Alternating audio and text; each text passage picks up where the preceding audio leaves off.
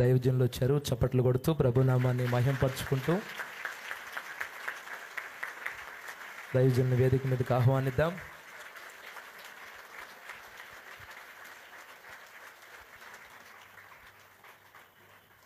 అందరం కూర్చుందాం.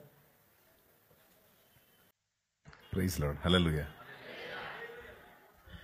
ప్రభునామంలో మీ అందరికీ వందనాలు.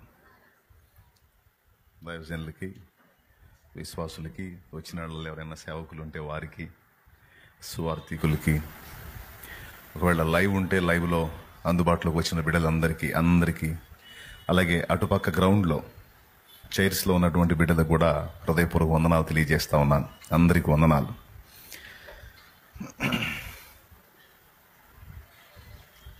చీరాల్లో పరిచర్య చేయాలనే అభిలాష సంవత్సరాలుగా ఉంది నాకు. అది ఈ రోజుది కాదు, సంవత్సరాల నిరీక్షణ. అయితే ప్రతిదానికి ఒక సమయం ఉంది. దేవుడు తన సమయంలో కార్యాన్ని జరిగిస్తాడు. ఆ సమయం ఆసన్నమయ్యేంత వరకు ఆయన బలీయమైన చేతి కింద దీన మనస్కులై ఉండటమే మన పని. మనం తపన పడితే అన్ని కావు. దేవుడు పూనుకోవాలి, కార్యసిద్ధి జరగాలి. ఆమేన్. కాబట్టి సంవత్సరాలుగా నేను ఆశ కలిగి ఉన్నప్పటికీ ఆ సమయం కోసం ఎదురు చూశాను.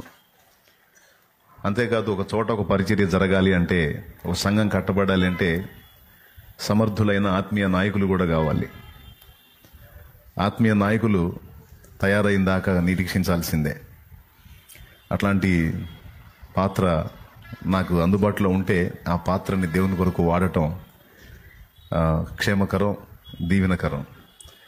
అలాంటి పాత్రలు రెడీ అవ్వడం కోసం నిరీక్షిస్తాను. అయినప్పుడు ఒక్కో చోట అట్లా దేవుని కృపను బట్టి 200 కంటే ఎక్కువ ప్రాంతాలు ఇప్పుడు బ్రాంచి సంఘాలు ఏర్పడి పరిచర్య జరుగుతూ ఉంది. ఆ దేవునికి మహిమ కలుగును గాక. ఇక చీరాల్లో పరిచర్యకి అంబేద్కర్ మహనీయుడే నాకు ప్రస్తుతానికి ఆధారం అయ్యాడు. దేవుడు ఆయన్ని ఆధారం చేశాడు నాకు. ఎందుకంటే ఇప్పుడు అంబేద్కర్ భవన్లో కూడుకున్నాం మనం. మరి మీ అందరికీ మరి ఎట్లా తెలిసిందో ఏమో, మొత్తానికి వచ్చారు. నేను లైవ్లో చెప్పింది విన్నారో, లేకపోతే ఇట్లా ఒకరి నుంచి ఒకరికి సమాచారం అందిందో, మొత్తం మీద ఎంతమంది బిడ్డలు ప్రేమించి ఆసక్తిగా వెంబడించగోరిన బిడ్డలు నా చేతుల ద్వారా బాప్తీసం పొందిన వారు ఉన్నారు. నేను బాప్తీసం ఇచ్చిన బిడ్డలు ఉన్నారు. ఆదివారం చిలకలూరుపేట దాకా వచ్చి అక్కడ ప్రభు బలలో చేసే బిడ్డలు ఉన్నారు. ఆ మధ్యకాలంలో ఈ రోడ్లో బస్సు టిప్పరు ఢీకొని కొన్ని ప్రాణాలు ఇదైపోయినాయి ఎలక్షన్ మూమెంట్లో. అప్పుడు బాగా అనిపించింది, అక్కడే ఒకటి ఏర్పాటు చేస్తే ఆ బిడ్డలు ఈ రోడ్డు మీద వచ్చారు, ఎట్టొచ్చారో ఎట్టపోయారన్న టెన్షన్ ఉండదు కదా. అక్కడే ఒకటి ఏర్పాటు చేస్తే ఆ చుట్టుపక్కల వాళ్ళందరూ అక్కడ గ్యాదర్ అవుతారు కదా. ఇక్కడ దాకా రాకుండా 40-45 కిలోమీటర్లు వాళ్ళు అక్కడే ఆరాధిస్తారు కదా అన్న ఆశతో బాగా రేపబడ్డాను. అందుకే అనతి కాలంలో ఈ పనికి పూనుకున్నాను. మరి మీలో ఎంతమందికి ఇది హ్యాపీగా ఉందో, ఎంతమందికి ఇది సంతోషంగా ఉందో. చీరాల్లో సంఘాలు లేక ఇక్కడ పెట్టావైందా, మాకు మస్తు అయిపోయినాయి సంఘాలు, ఎక్కువ అయిపోయి అల్లాడుతుంటే మేము ఒకవేళ అనుకుంటున్నారు. మీ ఫీలింగ్స్ ఏంటో ఏమో మీకు దేవుడికే తెలియాలి. సంఘాలు ఉన్నాయి, సేవలు జరుగుతున్నాయి, దైవజనులు గొప్పవాళ్ళు వాళ్ళ సేవలు వాళ్ళు చేస్తున్నారు. కానీ నాకు దేవుడు అనుగ్రహించిన ఆత్మలు కూడా కొంతమంది ఇక్కడ ఉన్నారు. వారికి నా బాధ్యత నేను నెరవేర్చాలి, నా రెస్పాన్సిబిలిటీ ఉంది. అందుకని బాధ్యతగా నేను ఇక్కడ స్టెప్ తీసుకోవడానికి నిర్ణయించుకున్నాను. ఈరోజు మీరందరూ ఇక్కడికి కూడి రావటం దేవునికి మహిమ, నాకెంతో సంతోషం. మరి చీరాల్లో 10 దాకా వస్తానే ఉంటారంట. నిజమేనా? అది గొప్ప అనుభవం. ఏమండి? సరే, పర్లేదులే. కానీ ఇప్పుడు మరి ఇక 8 కూడా కాకముందే మీరందరూ గ్యాదర్ అయ్యారంటే మరి ఏదో దేవుడు స్పెషల్గా నాకు కృప చూపినట్టని ఫీల్ అవుతుందని నేను. మీ ఆసక్తిని బట్టి నా దేవునికి మహిమ. మంచిది. దేవుని వాక్య ధ్యానంలోకి వెళదామా? ఏదన్నా పాట పాడుకుందామా? పాడదామా? పాడాల్సిందే. సరే, ఏం పాట పాడదాం? పాడతాను, నేనే పాడతాను. ఆభేరి రాగం తీసుకుని ఆయన ఏడి సంతోషించాల్సిన విషయం ఏంటంటే ఎప్పుడూ నాతోనే ఉండే అజయుడు ఇక్కడికి నిర్ణయించబడ్డాడు పరిచర్యకి.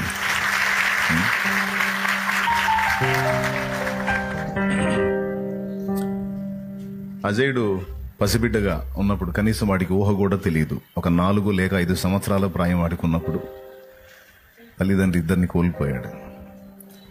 వానికి జ్ఞానం వచ్చి ఆలోచన తెలిసిన దగ్గర నుంచి వాడికి తల్లి తండ్రి ఫస్ట్ దేవుడు అయితే తర్వాత నేనే అయ్యాను. నన్నే ఎరుగును కానీ ఇక మిగిలిన వాళ్ళ గురించి వాడికి అంత అవగాహన లేదు. కరెంట్ షాట్తో తల్లిని కోల్పోయాడు, ఒక యాక్సిడెంట్లో తండ్రిని కోల్పోయాడు. ఇద్దరు వానికి 5-6 ఏళ్ళు వచ్చేటప్పటికి వెళ్ళిపోయారు. ఆ తర్వాత ఇక పూర్తి బాధ్యత నేనే తీసుకొని పెంచడం జరిగింది. ఇప్పుడు పెరిగి పెద్దవాడై దేవుని సేవకుడై పరిచర్యలో నాకెంతో తోడ్పాటుగా ఉన్నాడు అజయ్. అజయ్ అంటే మీకు అందరికీ తెలిసి దాదాపు పైన నాతో పాటు ఉండి కీబోర్డ్ కొడుతూ ఉంటాడు, అప్పుడప్పుడు జోకులు వేస్తూ ఉంటాను వాడి మీద నేను. ఇప్పుడు మీరు ముందు విన్న పాటలన్నీ రచించింది దేవుడు అజయ్కి ఇచ్చిన పాటలే. సదయుడా నా యేసయ్య అనే పాట, దేవాలయం అనే పాట, సింహాసనాసీనుడు, ఈ పాటలన్నీ దేవుని కృపను బట్టి అజయ్కి దేవుడు ఇచ్చిన పాటలు రికార్డ్ చేయటం జరిగింది. మంచి రచన, ఉపదేశం, క్రమంగా సాక్ష్యాన్ని కలిగి దేవుని సేవ చేయటం, అన్ని విషయాల్లో దేవుని కృపను బట్టి నాతోనే ఉండి ఎక్కువ అనుభవాలు నా దగ్గర పొందుకున్నాడు. కాబట్టి అజయ్ ఇక్కడ సరిపోతాడు అనేది దేవుని ప్రేరణతోనే ఎంపిక చేసి ఇక్కడ పరిచర్య ప్రారంభించాను. ఈరోజే స్టార్ట్. దేవునికి మహిమ. ప్రభు చిత్తం అయితే దేవుడు మనకు ఒక ల్యాండ్ ఇచ్చి ఒక మందిరం కట్టుకున్న దాకా ఇక్కడే చేద్దాం పరిచర్య. మీ సంఘాలు ఎగ్గొట్టి రమ్మని నేను చెప్పను. మీరు వేరే సహవాసాలకు వెళితే ఆ సహవాసాలకి ద్రోహం చేయొద్దు, ఆ సంఘాలను ఎగ్గొట్టి ఇక్కడికి రండని మాత్రం నేను చెప్పను. మిమ్మల్ని రక్షణలోకి నడిపించి మిమ్మల్ని ఆత్మీయంగా పెంచి పెద్ద చేసి ఇంతవరకు మిమ్మల్ని కాచిన కాపర్లను మీరు విసర్జించొద్దు, అది న్యాయం కాదు. అట్లాంటి దాన్ని పోగేసుకుని అది నాది అని అతిశయపడితే మనుషులకి అది గొప్ప కావచ్చు, కానీ దేవుడు దాన్ని మెచ్చడం, అది నీతి కాదు. కాబట్టి మీరు వెళుతున్న సహవాసాల్లోకి మీరు వెళ్ళొచ్చు, ఆ సహవాసాలను మీరు విసర్జించాల్సిన అవసరం ఏం లేదు. నెక్స్ట్ వీక్ నుంచి ప్రభు బల్ల కార్యక్రమం కూడా ఉంటుంది. మరి ఏ సహవాసానికి వెళ్ళని వాళ్ళు కలవచ్చు. అలాగే నా బిడ్డలుగా ఆత్మీయంగా ఉండి రక్షణలోకి వచ్చి నన్ను వెంబడిస్తున్నటువంటి బిడ్డలు ఎవరైతే ఉన్నారో వారందరూ కూడా ప్రభు వాళ్ళలో చేయవచ్చు. ఓకేనా? నేను జెన్యున్గా మాట్లాడా, యథార్థంగా మాట్లాడా. కాబట్టి ఇది ముందు దేవుడు సంతోషపడతాడు. నేను ఆర్భాటంగా హడావుడిగా రావచ్చు, కానీ అలా రాలా. నేను సైలెంట్గా వచ్చాను, ఎందుకంటే నా బిడ్డలకు తెలిస్తే చాలని. నేను సంఘంలో చెప్పాను, తర్వాత ఒక చిన్న కమ్యూనిటీ పోస్ట్ మాత్రం పెట్టారు, చీరాలో ఈరోజు ఆరాధన అని. ఆర్భాటంగా హడావుడికి వస్తే ఇది ఏడ జరిపోద్ది మనకి? అది పెద్ద గ్రౌండ్లో ఉన్నాయి చూడు, అవి తీసుకోవాలి. అంటే చాలా మందికి తెలియదు నేను ఇక్కడికి వచ్చినట్టు. ఇప్పుడు వచ్చి వెళ్ళిన తర్వాత చాలా మంది ఆలోచన చేస్తారు ఎప్పుడు వచ్చాడు అని. దేవుని కృప. కాబట్టి ఇతరుల పరిచర్యలను డ్యామేజ్ చేయడానికి నేను రాలేదు, కానీ దేవుడు నాకు ఇచ్చిన ఆత్మల్ని బలపరచుకోవాలి, వాళ్ళని స్థిరపరచుకొని, ఇంకా అన్ని జనులు చాలా మంది చీరాల్లో ఉన్నారు, వాళ్ళందరినీ నాకు దేవుడిచ్చిన కృప మేరకు వాళ్ళని నేను రక్షించగలిగినంత ఆత్మల్ని నేను కూడా రక్షించుదామన్న ఆలోచనతోనే వచ్చాను. కాబట్టి ఇవన్నీ ఫస్ట్ దేవుడు ఎరుగును. తర్వాత నన్ను వెంబడించే బిడ్డలకి నా నడవడి తెలుసు, నేను ఎలా ప్రయాణం చేస్తాను అనేది. కాబట్టి ఇది మీరు అర్థం చేసుకుంటారని ఓపెన్గా చెప్తున్నాను. ఓకే? ఒకవేళ మీరు వేరే సహవాసాల్లో చెందిన వాళ్ళు అయితే మీ అయ్యగారికి ఈ మాట చెబితే ప్రశాంతంగా ఉంటాడు. మంచి మాట చెప్పాడు, ఆయనకు వందనాలని. దేవునికి మహిమ. ప్రభు గొప్పనామానికి మహిమ కలుగును గాక. హల్లెలూయా. చాలా సంతోషం. వాక్యం చెప్పుకుందాం, ఇంకోటి పాడుకుందాం. వాక్యం చెప్పుకుందాం. నాకేం ఇబ్బంది లేదు, పాడతాం. పాడమన్నా పాడతా, వాక్యం చెప్పమన్నా చెప్తాం. వాక్యమే వద్దు, అసలు తెల్లార్దులు పాడమన్నా పాడతాం. నేను పాటలు పిచ్చివాడిని, ఇబ్బంది లేదు.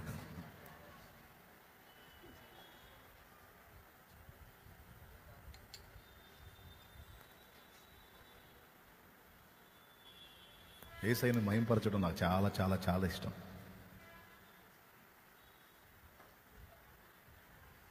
వినపడట్లేదురా నువ్వు చెప్పేది ఏందో. పాడుతుంటే అబ్బా దేవునికి మహిమ. నాకు ప్రసంగం చేయాలని ఉండదు. ఎంత ఛాన్స్ ఉంటే అంత పాడి దేవుని మయంపరిచి మాయమైపోవాలని ఉంటుంది. ఫస్ట్ నుంచి ప్రసంగం ఇష్టం లేదు, పాడటమే ఇష్టం. ఏం చేద్దాం, ప్రసంగించే పనికి పెట్టాడు నన్ను. వాక్యం చెప్పురాను అని ఈ పనికి పెట్టాడు. లేకపోతే హాయిగా వాక్యం చెప్పేవాళ్ళు ఉంటే కమ్మని పాటలు పాడి ఓ పక్కన కూర్చోవాలనుకుంటా. సరే ఏం చేద్దాం, మరి వాక్యం కూడా అవసరం కదా. ఇంకొక పాట పాడేదా, పాడుకుందాం. అదే పడదాం అనుకుంటా. కన్నుల జారిన కన్ను తడిపోయిన దేవుని పాదాలు పట్టుకో. ఉందిలే దీవెనా ఎందుక వేదన, పొందిన యాతన దేవుడే మరచునా. కన్నుల చారిన కన్నీళ్ళు తడిపెను దేవుని పాదాలు, ఇప్పటి నుండి నీ కళ్ళు చూచును దేవుని కార్యాలు. కన్నుల జారిన కన్నీళ్ళు తడిపెను దేవుని పాదాలు, ఇప్పటి నుండి నీ కళ్ళు చూచును దేవుని కార్యాలు. ఉందిలే దీవెనా ఎందుక వేదన, పొందిన యాతన దేవుడే మరచునా.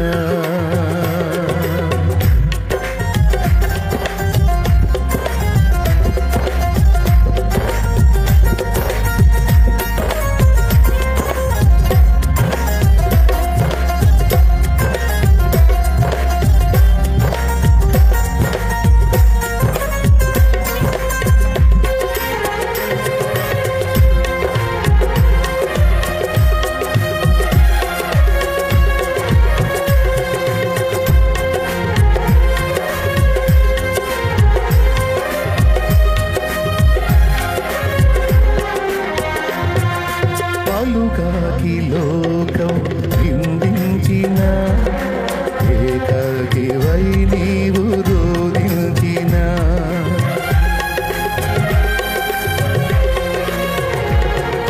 పాలుగాకి లోకం నిందించిన, ఏకాకివై నీవు రోధించిన. అవమాన పర్వాలు ముగిసేనులే, ఆనంద గీతాలు పాడేవులే. నవ్వినోళ్ళంత నీ ముందు తలను వంచేరు ఇక ముందు, నవ్వినోళ్ళంత నీ ముందు తలను వంచేరు ఇక ముందు. ఉందిలే దీవెనా ఎందుక వేదన, పొందిన యాతన దేవుడి మరచునా.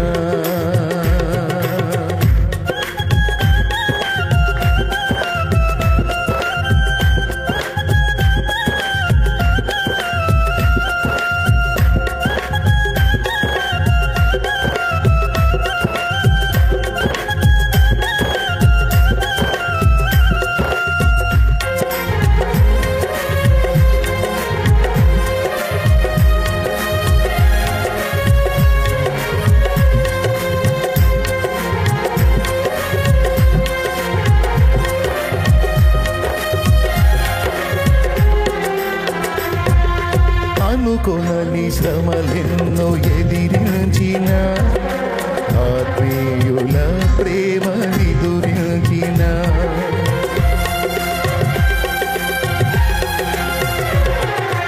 అనుకొనని శ్రమలెన్నో ఎదిరించిన, ఆత్మీయుల ప్రేమ నిదురించిన.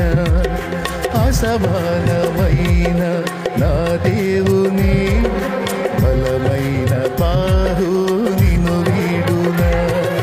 యేసు నిలిచాడు నీ ముందు, నీకు చేసేను కనువిందు. యేసు నిలిచాడు నీ ముందు, నీకు చేసేను కనువిందు. ఉందిలే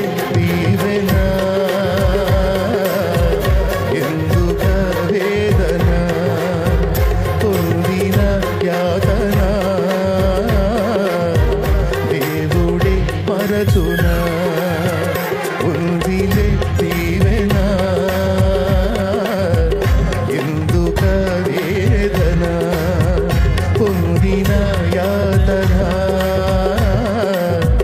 దేవుడే మరచునా. కన్నుల జారిన కన్నీళ్ళు గడిపెను దేవుని పాదాలు, ఇప్పటి నుండి నీ కళ్ళు చూతును దేవుని కార్యాలు. నీ కన్నుల జారిన కన్నీళ్ళు గడిపెను దేవుని పాదాలు, ఇప్పటి నుండి నీ కళ్ళు చూతును దేవుని కార్యాలు. ప్రభు గొప్ప నామానికి మహిమ కలుగును గాక. హల్లెలూయా.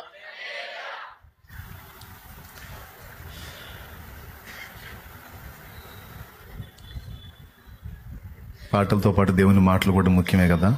అంటే పాటల్లో కూడా ఉండేది దేవుని మాటలేలే, అయినా మాటలు కొంచెం సపరేట్గా ఉంటాయి కాబట్టి కొన్ని సంగతులను దేవుని వాక్యంలో నుంచి మాట్లాడుకుందాం.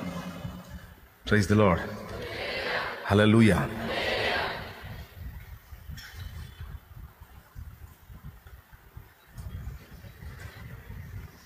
బైబిల్ గ్రంథంలో 119వ కీర్తన ఒకసారి తీయండి.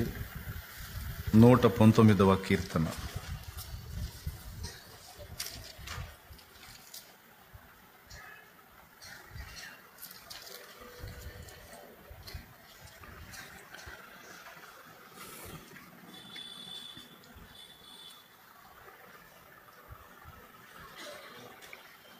నూట 19వ కీర్తన 91వ వచనాన్ని చదువుకుందాం. కావున ఒక చిన్న మాట 89 నుంచి చదువున్నాయి. యెహోవా, నీ వాక్యము ఆకాశమందు నిత్యము నిలకడగానున్నది. నీ విశ్వాస్యత తరతరములుండును. నీవు భూమిని స్థాపించితివి, అది స్థిరముగానున్నది. దేవునికి స్తోత్రం కలుగును గాక. చిన్న మాట ప్రార్థన చేసుకొని దేవుని నడిపింపును అడుగుదాం. దేవుడు తన వాక్కును పంపకపోతే ఎంత దైవజనుడైనా కూర్చోవలసిందే. వాక్కు పంపాల్సింది దేవుడు, మాట్లాడాల్సింది దేవుడు, మన కళ్ళు తెరవాల్సింది దేవుడు. ప్రార్థన చేద్దాం. మీరు కూడా చేయండి, నేను కూడా చేస్తా. లైవ్లో ఉన్న వాళ్ళు కూడా ప్రార్థనలో ఉండండి. ప్రేమ కలిగిన మా మహాపరిశుద్ధ తండ్రి, ఘనుడవగు దేవా, నీకు స్తోత్రము. ఈ శుభవేళ, ఈ ప్రత్యేక సమయమందు నీ బిడ్డలందరినీ నన్ను ఇక్కడ సమకూర్చావు. చీరాల ప్రాంతంలో నీ పరిచర్య జరిగించాలనేది సంవత్సరాల ఆశ, దర్శనం. నీ దయతో ఇన్నాళ్ళకి ద్వారాలు తెరిచావు. నీ దాసుని సిద్ధపరిచావు. నమ్మకమైనటువంటి సేవకుని ఆయత్తపరిచి ఇక్కడ వాడుకోవడం నీ సంకల్పమైంది. మొదటి రోజు నా ప్రభువా, మొదటి కూటంలో నీ బలహీన దాసుడు నీ పక్షాన నిలవనై ఉండగా నీ బిడ్డని మరుగు చేసి నీ పిల్లలందరితో నీవే మాట్లాడు. వచ్చిన బిడ్డలందరినీ బట్టి వందనాలు, వస్తున్న బిడ్డల్ని బట్టి కూడా వందనాలు చెల్లిస్తూ ఉన్నాను. నీ బిడ్డలు ఏ పరిస్థితుల్లో వచ్చారో, ఎలాంటి స్థితిలో వచ్చారో అందరి హృదయాలు ఎరిగిన దేవుడవు గనుక నీ బిడ్డలందరినీ దర్శించి వారితో మాట్లాడు, నాతో మాట్లాడు. ఉపదేశాన్ని అడ్డగింపు చూసే సైతాను, దురాత్మ, దయ్యపు అంధకార శక్తుల ప్రభావం నజరేయుడైన యేసు నామములో బంధిస్తున్నాం. ప్రతి విధమైన ఆటంకం, అల్లరి శక్తులను యేసు నామములో బంధిస్తున్నాం. పూర్తిగా మీరే అధ్యక్ష స్థానం అందుండి నాతో మాతో మాట్లాడుమని యేసు ప్రశస్త నామమున ప్రార్థించి స్తుతించి వేడుచున్నాము తండ్రి. ఆమెన్. ఆమెన్. ప్రభునందు ప్రియులారా, బైబిల్ గ్రంథంలో 119వ కీర్తన 89 నుంచి 91వ వచనం వరకు మనం చదువుకున్నాం. అందులో 91వ వచనంలో చెప్పబడినటువంటి మాట, సమస్తము నీకు సేవ చేయుచున్నవి, కావున నీ నిర్ణయము చొప్పునవి నేటికి స్థిరపడి ఉన్నవి అని భూమి ఆకాశములను గురించి ఆయన ప్రస్తావించినట్టు కనబడుతుంది. నాదొక ప్రశ్న. పైన ఆకాశాన్ని గురించి, తర్వాత భూమిని గురించి ఆయన మాట్లాడినప్పుడు భూమి ఆకాశములు నీకు సేవ చేయుచున్నవి అని మాట్లాడాలి. పైన ఆకాశాన్ని చూపించి కింద భూమిని చూపించి సమస్తమును నీకు సేవ చేయుచున్నవి అనే మాట మాట్లాడాడు. సమస్తము అంటే పైన ఆకాశం, కింద భూమి ఉందా? భూమి మీద చరాచర జగత్తు, ప్రాణికోటి లెక్కించలేనంతుంది. ఆకాశ పక్షులు, భూ జంతువులు, నేల ప్రాకిడి పురుగులు, సముద్ర చేపలు, మానవులు, కోటాను కోట్ల జీవులు, ప్రాణులు ఉన్నాయి. బాగా వినండి. అలాగే ప్రాణులన్నింటిలో శ్రేష్టం, దేవుడికి శ్రేష్టం ఏంటంటే మానవ జాతి. సమస్త ప్రాణకోటిని మానవ జాతి కోసమే దేవుడు నిర్ణయించాడు, నిర్మించాడు. పశుపక్షాదులు, చెట్టు చేమ, నీరు, సమస్త ప్రకృతి వనరులు ఇవన్నీ కూడా మన కోసమే ఏర్పాటు చేశాడు. ఇప్పుడు మనుషుల జీవితాలను తీసుకుంటే, మనుషులు అంటే ఒట్టి జీవం కలిగిన బొమ్మలే కాదు. మనుషులు అంటే మనుషుల జీవితాలు. ఆ జీవితాల్లో రకరకాల పరిస్థితులు. కొంతమందివి చేదైన అనుభవాలు, కొంతమందివి ఆనందకరమైన అనుభవాలు, కొంతమందివి మారా అనుభవాలు, కొంతమందివి మధురమైన అనుభవాలు, కొంతమందికి మేలులు, కొంతమందికి కీడులు. ఇట్లా భూమి మీద ఉన్న పరిస్థితుల్ని మనం అంచనా వేసుకుంటే చాలా విషయాలు ఉన్నాయి. ఇన్ని సంగతులు దేవుడు దృష్టిలో పెట్టుకొని మాట్లాడాలి. కానీ ఆయన ఆకాశాన్ని భూమిని గూర్చి మాత్రమే మాట్లాడి సమస్తము నీకు సేవ చేయుచున్నవి అని తన దాసుని ద్వారా పలికించాడు. ఇప్పుడు దేవుని ఎదుట దేవునికి అసాధ్యమైనది ఏదైనా ఉందా? లేదు. దేవునికి అసాధ్యమైంది లేదు. దేవుడికి సమస్తము సాధ్యమే. అలాగే ఇంకొకళ్ళకు కూడా అసాధ్యమైంది లేదనే మాట యేసయ్య మాట్లాడాడు. దేవునికి అసాధ్యమైంది లేదు అనే మాట మాట్లాడాడు.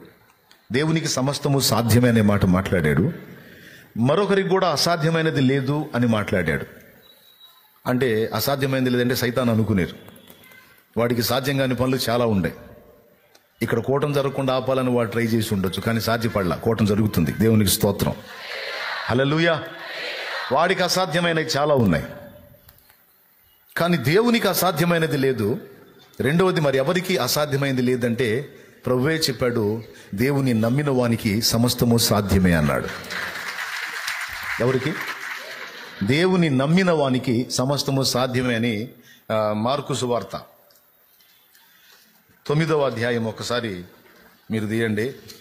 మార్కు సువార్త 9వ అధ్యాయంలో యేసు ప్రభువే ఈ మాట స్పష్టంగా చెప్పారు. అది అండర్లైన్ చేసుకోండి. 23వ వచనం. అందుకు యేసు, నమ్ముట నీ వలనైతే నమ్మువానికి సమస్తము సాధ్యమే.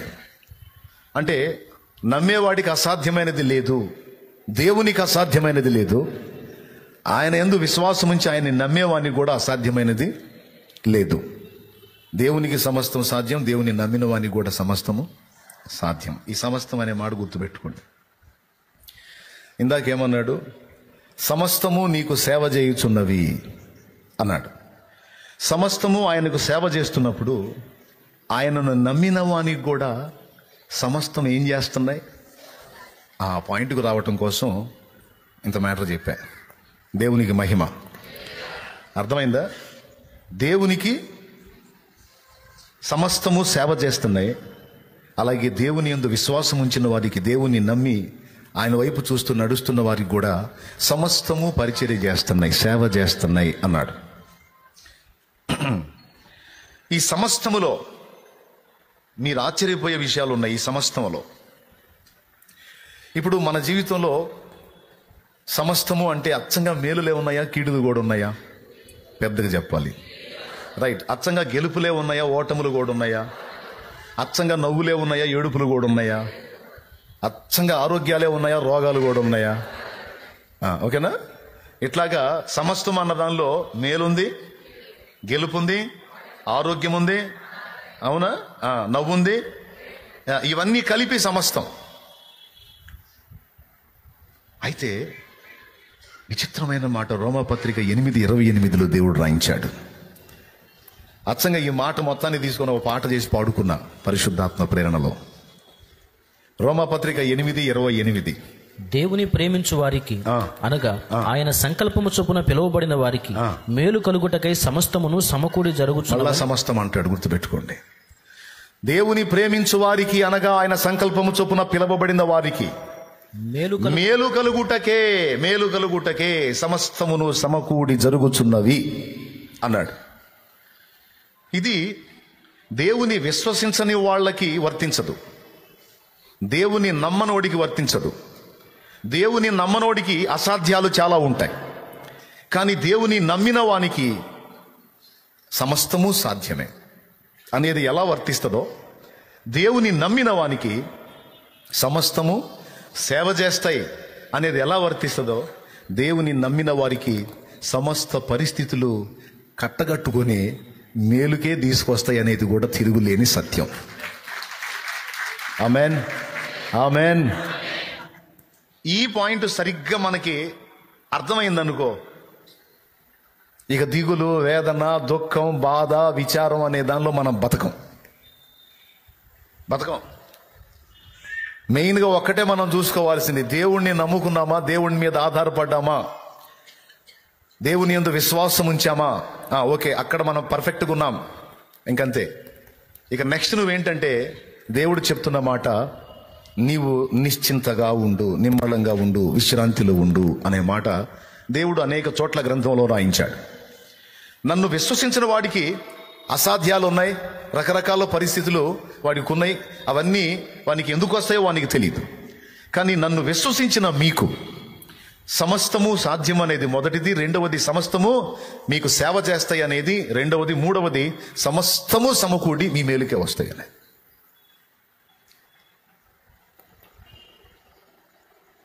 ఒక ఆమె చాలా ఆర్థిక ఇబ్బందుల్లో ఉందంట. ఇంట్లో జరగట్లా, కష్టంగా ఉంది. ఆ రోజుకి పిల్లలకి ఆహారం లేదు. సమీపంలో ఒక కిరాణా షాప్ ఉంటే ఆ కిరాణా షాప్ దగ్గరికి వెళ్ళి ఆ కిరాణా షాప్ వాడిని అప్పు అడిగింది. అయ్యా, ఇంట్లో పరిస్థితులు బాగలేవు, పిల్లలకి ఆహారం లేదు, ఏదన్నా పని దొరికితే ఆ పని చేసి నీ పైసలు నీకు ఇస్తాను, కాస్త ఇంట్లో కష్టంగా ఉంది, ఏదన్నా సాయం చేయండి, అప్పు ఇవ్వండి, ఆహారానికి ఫలానా ఐటెం నాకు అప్పు ఇవ్వండి అని అడిగింది. అడిగితే అతనికి తెలుసు ఏం యేసుప్రభుని నమ్ముకున్న మనిషి అని తెలుసు. అడిగిన వాళ్ళకల్లా అప్పులు ఇచ్చుకుంటా పోతే ఇక మా చేతికి వచ్చింది పెద్ద, అది ఆ మాట మీరే అనుకోండి, వచ్చింది కాబట్టి సాధ్యపడలే పో అన్నాడు. ముఖ్యంగా మామూలు మనిషి అయితే అప్పిచ్చేవాడు, యేసుప్రభుని నమ్ముకుంది కదా, అందుకు ఇష్టం లేదు, అప్పు ఇవ్వను పో అన్నాడు. చేసేలాగా ఇంటికి పోయిన తర్వాత వాడికి ఒక ఆలోచన వచ్చింది. ఏం ఆలోచన వచ్చిందంటే, వీళ్ళు యేసు ప్రభుని మొక్కుతారు కదా, సైతానుని ద్వేషిస్తారు కదా, ఈ మనిషిని ఒక పని చేద్దామని వాడు రకరకాల సరుకులన్నీ ఆమెకి ఒక 4 రోజులకు సరిపడా సరుకులు గట్టి, 2 రోజులకు 3 రోజులు కాదు, 1 రోజులకు సరిపడా సరుకులు కట్టి ఒకటికి ఇచ్చి ఆమె ఇంటికి పంపించాడు. వాడు వచ్చి తలుపు కొట్టాడు. ఆమె తలుపు తీస్తే ఆ సరుకులన్నీ ఆడు చూపించి, ఈ సరుకులన్నీ మీకు సైతాను పంపించాడు అన్నాడు. ఎవరు పంపించారు? ఈ సరుకులన్నీ మీకు సైతాను పంపించాడు అన్నాడు. షాపోడి నమ్మకం ఏంటంటే తీసుకోదని.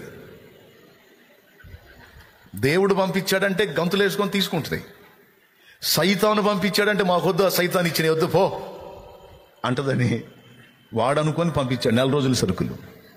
ఆమె ఏం చేసింది తెలుసా? దేవునికి స్తోత్రం, హల్లెలూయా అని మొత్తం లోపల పెట్టేసుకుంది. వాడు బిత్తరపోయి చూస్తున్నాడు, సైతాన్ ఇచ్చాడు ఇవన్నీ, సైతాన్ ఇచ్చాడు అంటే ఏం పర్లా, హల్లెలూయా మొత్తం లోపల సర్దుకుంది. వాడు అడిగాడు, మీరు దేవుడిస్తే తీసుకుంటారు కదా, సైతాన్ ఇచ్చాడంటే ఎట్ట తీసుకున్నావు అంటే, నా దేవుడు ఆశ్చర్యకరుడు అంటే ఏమో అనుకున్నాను, అద్భుతకరుడు అంటే ఏమో అనుకున్నాను, సమస్తము ఆయనకి సేవ చేస్తాను అంటే ఏమో అనుకున్నాను, ఆయన పిల్లలకి సైతాను చేత కూడా సేవ చేపిస్తున్నాడు నా దేవుడు. ఆయన పిల్లల కోసం సైతాను గాడి చేత కూడా సేవ చేపిస్తున్నాడు. లేకపోతే ఆడికేం కర్మ నాకు పంపించాలని? సైతాను గాడికి కూడా ప్రేరణ కలిగించాడు నా దేవుడు,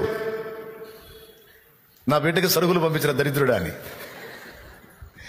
ఆడికి ప్రేరణ కలిగించాడు కాబట్టి ఆడు నాకు పంపించాడు. లేకపోతే వాళ్ళోడికి పంపించుకోవాలి, వాళ్ళకి పంపించుకోవాలి. ఆడికి రివర్స్ కదా, నాకెందుకు పంపించాడు? నాకు అర్థమైంది, నా దేవుడు ఆశ్చర్యకరుడు, తన బిడ్డల కోసం అవసరమైతే సైతాన్ని కూడా వాడుకుంటాడు. నిజంగా మీకు తెలుసో తెలీదో, చాలా దెయ్యాలు ఆత్మలు తీసుకొచ్చినాయి. మామూలుగా రానోళ్ళు మామూలుగా చర్చికి వెళ్ళి చూసి నన్ను ఇటు తిప్పుకొని పోయే ముఖాలు దెయ్యం పట్టిన దెబ్బకు వచ్చి పడ్డారు. నేను ఆ దెయ్యాన్ని ఎల్లగొట్టి ఆ తర్వాత ఈ మనిషి క్రమంగా దేవుని సన్నిధికి వచ్చి ఆ దెయ్యం చేత వారం రోజులు, 10 రోజులు, 4 రోజులు పీడించబడి చివరికి దేవుని సన్నిధికి వచ్చినాక ఆ దెయ్యం పోయింది.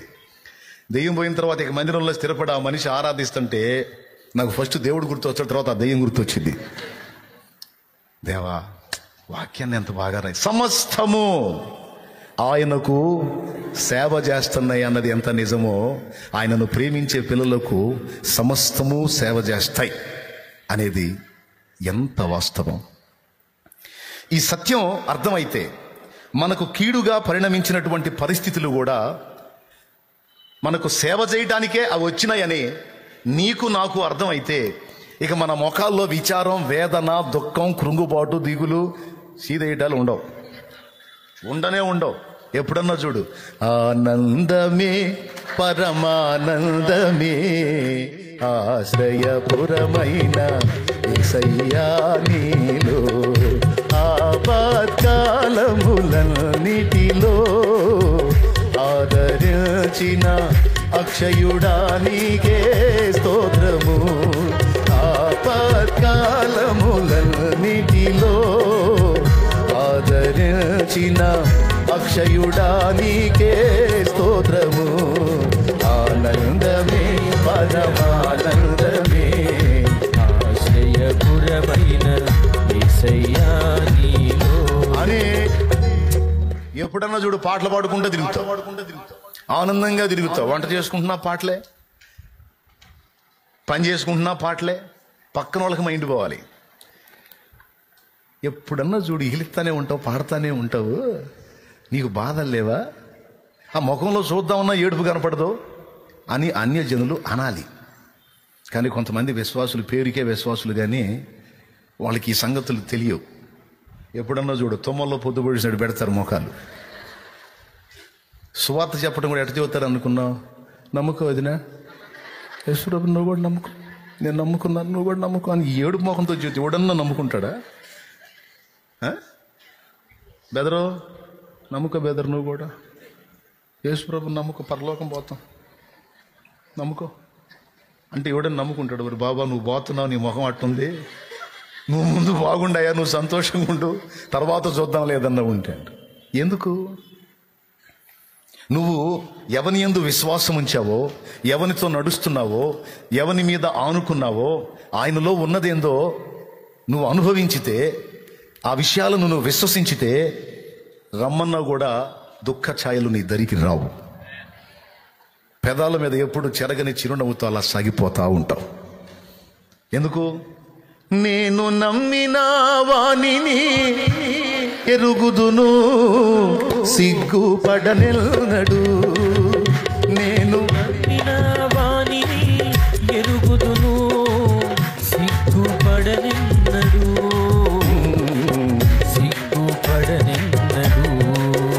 నన్ను బలపరచువాని అందే సమస్తము నీ చేయగలను. నన్ను బలపరచువాని ఎందే సమస్తము నీ చేయగలను. దేవునికి మహిమ. ఇదే పాట. దేవుని కృపను బట్టి నేను చిలకలూరుపేటలో యేసుప్రభుని నమ్ముకున్న తర్వాత, శాంతినగర్లో కాపురం పెట్టిన తర్వాత, చాలా మంది నా ఫ్యామిలీలో ఉన్న ఆనందాన్ని చూసి వచ్చి కూర్చున్నారు. నిజంగా చిలకలూరుపేటలో ఫస్ట్ పరిచర్య ఎట్ట స్టార్ట్ అయిందో తెలుసా? కుటుంబ ప్రార్థన ద్వారా స్టార్ట్ అయింది. Only family prayer. 30 అప్పులు ఉన్నాయి. మీలో అప్పుల వాళ్ళు ఎంతమంది ఉన్నారు? చేతులు ఎత్తండి. అప్పులు ఇచ్చిన వాళ్ళు కాదు, అప్పులు తెచ్చుకున్నవాళ్ళు చేతులు ఎత్తండి. అమ్మా, ఏందో ఈ అనుబంధం నాకు అర్థం కాదు. ఏ ఊరు పైన అప్పుల వాళ్ళే నాకు వద్దన్నా నాకు అప్పుల వాళ్ళు సమృద్ధి. అబ్దుల్లా గుహలో దావీద్ దగ్గరికి అందరూ ఈశాల్తీలే పోయారంట. అట్లనే నేను ఎక్కడికి పోయినా నాకు ఈశాల్తీ. పర్వాలేదులే, మీకోసమే నన్ను ఉంచాడు దేవుడు.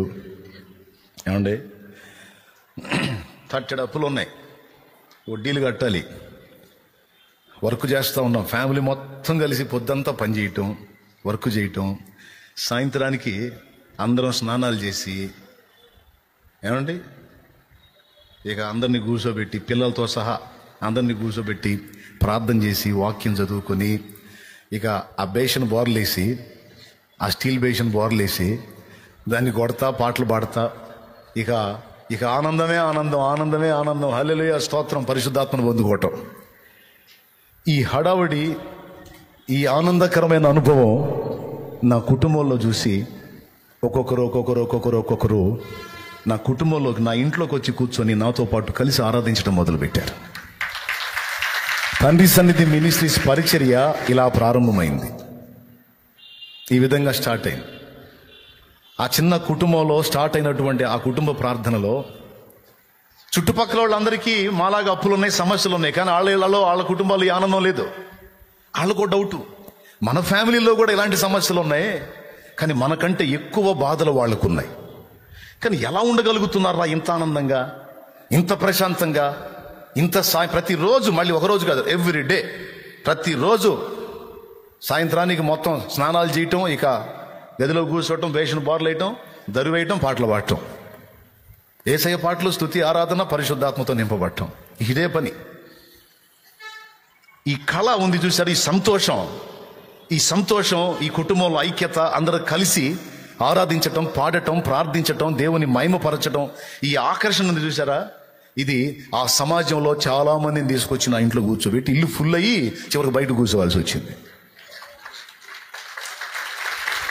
దేవునికి మహిమ. నేను ఇళ్ళమిటి తిరగల, ఆ శాంతి నగర్ బజార్లో పెట్టి నేను తిరగల, ఎవరి ఇళ్ళ దగ్గరికి వెళ్ళి నేను సువార్త చెప్పలా. నా కుటుంబంతో కలిసి నేను దేవుల్లో ఆనందించటం అనే ఆకర్షణ చూసి చాలామంది, ఆ సమాజంలో చాలామంది రక్షణలోకి వచ్చారు. ఒక పరిచర్య, ఒక సంఘం అక్కడ స్టార్ట్ అయ్యి క్రమక్రమంగా ఆ ప్రదేశంలోనే పట్టజాలనంత పరిచర్య అయిపోయి చివరికి మందిరం కట్టి, అది జాలక రోడ్ల మీద పందిళ్ళేసి, మున్సిపాలిటీ రోడ్ల మీద పందిళ్ళేసి, మన అనుభవాలన్నీ అది జాలక మళ్ళీ ఇంకో చోటకు పోయి, అది జాలక చివరికి ఇప్పుడున్నటువంటి మందిర స్థలం దాదాపు అంత విస్తారమైనటువంటి పరిచర్యకు నాంది దేన్ని వాడాడో తెలుసా దేవుడు? ఆనందకరమైన, సంతోషకరమైన ఒక కుటుంబ సాక్ష్యాన్ని వాడాడు. సమస్తము ఆయనకు సేవ చేయుచున్నవి, అలాగే సమస్తము ఆయనను నమ్మిన బిడ్డలకు కూడా సేవే చేస్తాయి. అందులో కీడు ఉంది, అందులో మేలు కూడా ఉంది. గుర్తుపెట్టుకోండి, సమస్తాన్ని ఆయన ముందే సిద్ధపరిచి ఉంచాడు. స్పెషల్గా ఇప్పుడేదో నీ కోసం ఏర్పాటు చేయటం కాదు. నీవు భూమి మీద పుట్టక మునిపే, అసలు ఆదాము అనేవాడే భూమి మీద నిర్మాణం చేయబడక మునిపే, ఆదాము ఆహారం కోసం చెట్లు ఫలాలు ఏర్పాటు చేశాడు, జంతువులు, పక్షులు, అతనికి ఏమంటారు దాన్ని, ఆహ్లాదం కోసం పశుపక్షాదులు అన్నిటినీ. ఆఖరికి ఆదాము సింగిల్గా ఉంటే మంచిది కాదని ఆయనకి సాటి అయిన సహాయం ఆదాము అడిగాడా, దేవుడు చేశాడా? ఏమండి, కొంతమంది నాకు ఈడు మించిపోతుంది, నాకేందో 25 వస్తున్నాయి, ఎప్పుడైదో పెళ్ళి, ఏమో నాయన అసలు నాకు పెళ్లి జాతకం ఉందా, పెళ్లి రాతం అని పాపం దిగులు వేసుకునే వాళ్ళు ఉన్నారు. అమ్మా, నువ్వంటూ ఉనికిలోకి వచ్చావంటే నీకు దగ్గశాలితీని ఎక్కడో దేవుడు సిద్ధపరిచే ఉంచుతాడు. అందులో చింతపడాల్సిన అవసరమే లేదు. తగిన కాలం ముందు తప్పకుండా అది నీకు నెరవేరుస్తాడు నా దేవుడు. ఆదాము కోరుకోలా, ఏంది దేవా నేను సింగిల్గా ఉన్నాను, ఇది కరెక్ట్ కాదు కదా అని ఆదాము అడగల. దేవుడే ఆదాముకు సాటి అయిన సహాయం అవసరమని ఆలోచించి ఆదాముకు గాఢ నిద్ర కలుగజేసి ప్రక్కటి ముఖం తీసి స్త్రీనిగా నిర్మించి ఆదాముకి భార్యగా అప్పగించాడు. అన్ని రకాల చెట్ల ఫలాలు, జీవవృక్ష ఫలం, మంచి చెడుతో తెలివినిచ్చే అన్నీ రెడీ చేసి పెట్టాడు. ఆనాడు ఆదాము ఉనికిలోనికి రాకమునిపే అన్నిటినీ సిద్ధపరిచిన అదే దేవుడు ఈరోజు నీ జీవితానికి, నా జీవితానికి అవసరమైన సంగతులన్నిటినీ ముందే డిజైన్ చేసి ఆడబెట్టాడు. నమ్మినోడు ఇది చూస్తాడు, నమ్మని వాళ్ళకి క్వశ్చన్ మార్క్. నమ్మిన వాళ్ళు ఇది చూస్తారు. దేవునికి స్తోత్రం కలుగును గాక.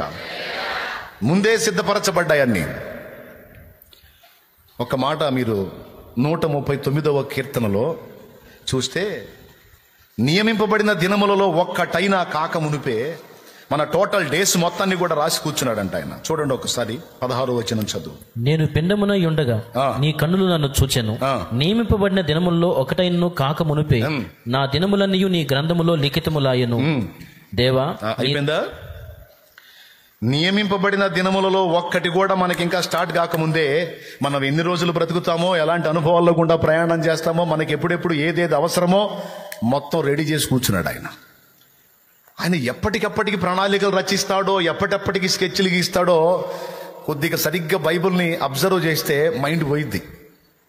దేవునికి స్తోత్రం, హల్లెలూయా. ఇశ్రాయేలు జనాంగంలో నుంచి రక్షకుడు రావాలి. లోకం మొత్తాన్ని ఉద్ధరించడానికి లోకరక్షకుడైన యేసయ్య రావాలి. యేసయ్య రావాలంటే ఇశ్రాయేలు జనాంగం భూమి మీద ఉనికిలో ఉండాలి. కానీ ఈ జనాంగాన్ని దెబ్బకొట్టడానికి అడుగడుగున శోధనలు ఎదురైతే అడుగడుగున వాళ్ళని సేవ్ చేయడానికి వాళ్ళ కోసం రక్షకులను దేవుడే ముందుగా ఏర్పాటు చేశాడు. మోషేని పుట్టించి అందరూ పిల్లలు నైల్ నదిలో విసిరివేయబడుతుంటే మోషేని చావకుండా కాపాడి ఐగుప్తు రాజు కుమార్తె యొక్క కుమారుడిగా పెంచబడేటట్టు చేసి మోషే ద్వారా ఇశ్రాయేలు జనాంగాన్ని బయటికి తీసుకొని వచ్చాడు. ఎందుకో తెలుసా? ఆ జనాంగంలో నుండి రక్షకుడు రావాలి. రెండవ ఘట్టంలో ఈ జనాంగానికి మళ్ళా బబులోను రాజ్యంలో వాళ్ళు ఉన్నప్పుడు దుష్టుడైన హామాను ద్వారా వాళ్ళందరికీ ముగింపు వచ్చేసింది. దుష్టుడైన హామాను అహస్వేరోషు దగ్గర సంతకం పెట్టించుకొని వచ్చాడు, ముద్రయించుకొని వచ్చాడు, ఫలానా డేట్లో యూదులందరినీ చంపేసేయండి అని. ఇలాంటి పరిస్థితి ఒకటి వచ్చిందని దేవుడు ముందే ఎరిగి అక్కడ ఇద్దరిని ఏర్పాటు చేశాడు ఆ జనాంగం కోసం. ఒకటి మొర్దెకై, రెండు ఎస్తేరు. ఇదంతా వాళ్ళు ఏర్పాటు చేసుకున్నారా? దేవుడు ప్లాన్డ్గా మొత్తం డిజైన్ చేశాడా? ఏ సమయానికి ఎలాంటి ప్రాబ్లం వస్తుందో ఆ ప్రాబ్లం వాళ్ళని నాశనం చేసిద్దా లేకపోతే వాళ్ళకి ప్లస్గా మారిద్దా మొత్తం ముందుగానే అంచనాలు వేసి ప్రీ ప్లాన్డ్గా. ఎస్తేరు బాల్యంలోనే తల్లిదండ్రిని కోల్పోయి ఒంటరి కత్తిగా పెరిగింది. అన్న వరుస అయ్యేవాడు తండ్రిగా పెంచాడు. తనకి తల్లిదండ్రి లేని లోటు తెలుసు. అదే తల్లి, ఆ ఎస్తేరే అహస్వేరోషుకు భార్య అయ్యేటట్టు చేశాడు. అంతమంది రాజకుమార్తెలు పోటీలోకి వెళితే వాళ్ళెవ్వరూ ఆమోదించబడలేదు. అహస్వేరోషు ఒక ఎస్తేర్ను మాత్రం ఆమోదించేటట్టు దేవుడు చేశాడు. ఇదంతా ఎందుకంటే ఆ జనాంగాన్ని కాపాడటానికి. ఎవరెవరిని ఏర్పాటు చేశాడు? అక్కడేమో మోషేని ఏర్పాటు చేశాడు, ఇక్కడేమో ఎస్తేర్ని ఏర్పాటు చేశాడు. ఆ తర్వాత ఇంకా చాలా మందిని. ఇదంతా మనం పరిశీలన చేసుకుంటే ఎప్పుడో రాబోయే సమస్యకి మీరు సింపుల్గా ఆలోచన చేయండి. ఎస్తేరు ఎన్ని సంవత్సరాల వయసులో రాణి అయి ఉంటుంది? ఎన్ని సంవత్సరాల వయసులో ఎస్తేరు రాణి అయి ఉంటుంది? ఊరకు ఒక అంచనా, 25 ఏళ్ళు అనుకుందాం. 25 ఏళ్ళు, అవునా? రాణి అయిన తర్వాత కొంతకాలానికి తన ప్రజల కోసం తను పోరాడి హామాను వైనం చేసి ప్రజల్ని సేవ్ చేసింది. ప్రజలకు సమస్య ఎప్పుడు వస్తుంది? ఇంచుమించు 25 సంవత్సరాల తర్వాత వస్తుంది. 25 సంవత్సరాల తర్వాత రాబోయే సమస్యకి 25 ఏళ్లకు ముందే ఎస్తేరును పుట్టించి కూర్చున్నాడు. ఎప్పుడు డిసైడ్ చేయబడింది? అసలు ఆయన నడిపింపులేంటి? ఆయన ప్రణాళికలేంటి? ఇప్పుడు ఆలోచించి చూడు. నీ పరిస్థితులన్నిటికీ ఎప్పుడెప్పటికి ఏది సమాధానం కావాలో, ఎప్పుడెప్పటికి ఏది నీకు అందాలో, ఏ టైంలో నువ్వు ఎలా చేంజ్ అవ్వాలో, ఏ విధంగా నువ్వు రూపాంతరం చెంది సాక్షివి కావాలో, ఎలాంటి అనుభవాలు నీకు ఎలాంటి సాయాలు అందాలో, అవన్నీ దీన్ని బట్టి ఆలోచించు. రెడీ చేయబడ్డాయా లేకపోతే బడతాయా? బడతాయా? రూఢిగా చెప్పండి. ఎంతమంది నమ్ముతున్నారు? మరెందుకు దడపడతారు? మరెందుకు జుట్టు ఊడిందాక ఆలోచిస్తారు? షుగర్లు బీపీలు పెరిగిందా ఎందుకు? నేను చెప్పిన ఈ విషయాలు నిజంగా మీరు మనస్కరించి మీ హృదయాల్లోకి తీసుకుంటే, ఇవి మీరు నిజంగా కలిగి ఉంటే ఆ పరిస్థితులు ఉండవు. వచ్చిన షుగర్ బీపీలు కూడా తగ్గిపోతాయి. నిజంగా మానసిక ఒత్తిళ్లు పోతాయి. ఎందుకంటే నా తండ్రి నాకు సమస్తము ముందే సిద్ధపరిచి ఉంచాడు. ఒక్కోసారి అవన్నీ కూర్చొని ఆలోచిస్తే నా జీవితాన్ని కూడా నేను ఆలోచించుకుంటే, ఏమండి ఎలా రెడీ చేసి పెడతాడండి ఎంత వైనంగా. మీకు ఇశ్రాయేలు అరణ్య యాత్ర తెలుసు. వాళ్ళు యాత్ర చేసుకుంటా ఓ ప్రదేశానికి వచ్చి అక్కడ నీళ్లు తాగబోతారు. ఆ నీళ్ళన్నీ చేదుగా ఉంటాయి. చేదైన నీళ్లు ఉన్న స్థలం గనుక ఆ చోటికి మారా అనే పేరు వచ్చింది. మారా అనగా చేదు అని అర్థం. అవునా? అక్కడ వాళ్ళంతా మోషే మీద సణిగారు. ఇక్కడి నీళ్లు తాగటానికి పనికిరావు, ఇవి చేదుగా ఉన్నాయి, మమ్మల్ని చంపడానికి వచ్చావు. వాళ్ళంతే, అప్పుడప్పుడే పొగుడుతారు, అప్పుడప్పుడే రాళ్ళు ఎత్తుకుంటారు. అయ్యో వింత జీవితాలు. అప్పుడప్పుడే ఆకాశానికి ఎత్తుతారు, అప్పుడప్పుడే ఎత్తి పడేస్తారు. మోషే మీద ధ్వజం ఎత్తారు అందరు కలిసి. మోషే దేవునికి వెళ్ళి చూశాడు. మనకి ఆయనకుంది, ఆయనేగా. ఏంటైనా వీళ్ళ పరిస్థితిని మోషే దేవునికి వెళ్ళి చూస్తే దేవుడు ఏం చెప్పాడో తెలుసా? అక్కడున్న ఒక చెట్టును చూపించాడు. మొక్కను చూపించాడా, చెట్టును చూపించాడా? అక్కడ ఏమనుంది? మొక్కనుందా, చెట్టునుందా? ఇంతగా వచనం ఎక్కడ ఉంది? ఏడో చాటు ఉందా?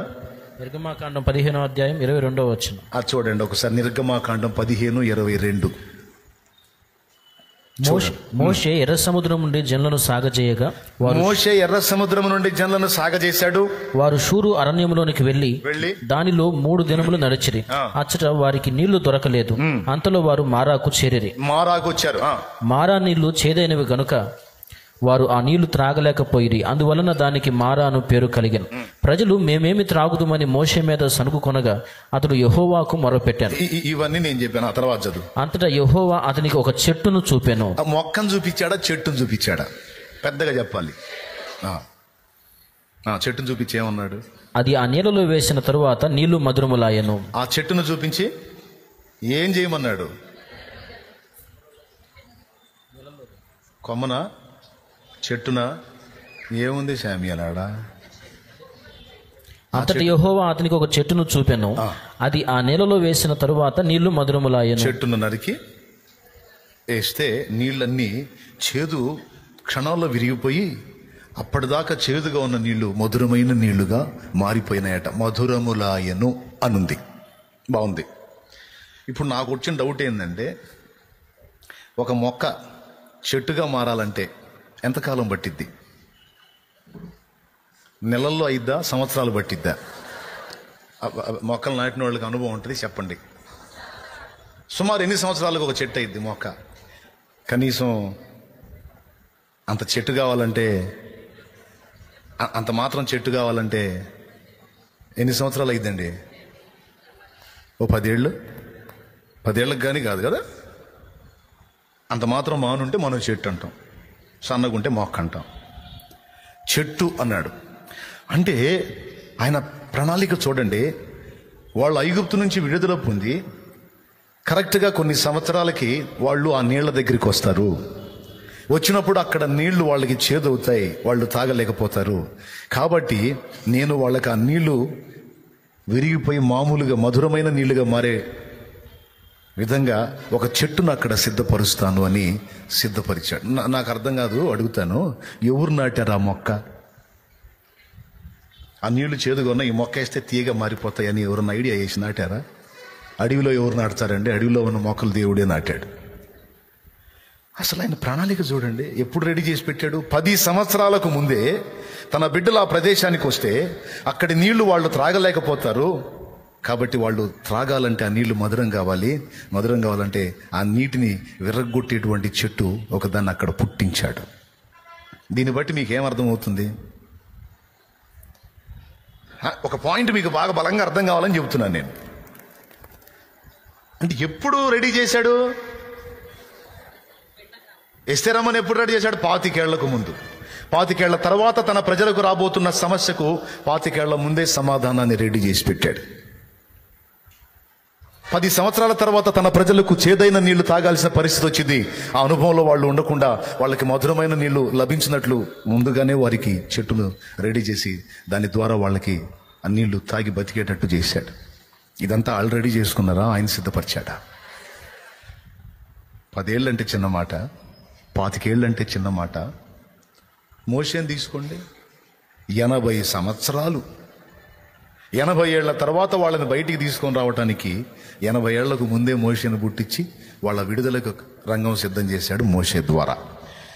అంటే ఇప్పుడు అంటే అన్నయ్య వాళ్ళకి చేశాడులే కానీ మనకు అట్ట చేస్తాడంటావా? మరి నువ్వు నమ్ముకుంది ఎవరిని? వెంకట సుబ్బయ్యనా లేకపోతే ఏసైనా? ఎవరిని నువ్వు నమ్ముకుంది? ఎవరిని? మోషే దేవుడే కదా నీ దేవుడు. ఎస్తేరు సేవించిన దేవుడే కదా నీ దేవుడు. ఇశ్రాయేలును ఆదరించిన వాడే కదా నీ దేవుడు. ఎవరైనా ఎవరని చెబుతున్నావు? నా ప్రభువు, నా దేవుడు, నా తండ్రి అని నువ్వు మాట్లాడుతున్నావు. ఆయన బాధ్యత గల తండ్రి అని నీ వెరిగితే ఆయన రెక్కల నీడలో నువ్వు విశ్రమించడం తప్ప ఇక రెండో పని లేదు. జీవిత యాత్రలో అలా సాగిపోతూ ఉండటమే నీ పని. ఆయా సందర్భాలకి, ఆయా పరిస్థితులకి కావలసిన ఏర్పాట్లు ముందే జరిగిపోయాయి. బైబిల్ గ్రంథంలో ఇంకొక వ్యక్తిని గురించి కూడా ఈ సందర్భంగా మీకు చెప్తాను. యోసేపు జీవితాన్ని మీరు ఒకసారి గుర్తు చేసుకోండి. ఏం చెప్పాను? రెండూ చెప్పాను. కీడు, మేలు సమస్తము ఆయనకు, ఆయనను నమ్మినోడికి కూడా, ఆయనను నమ్మిన బిడ్డకు కూడా. రైట్. అందులో మేలుంది, కీడుంది.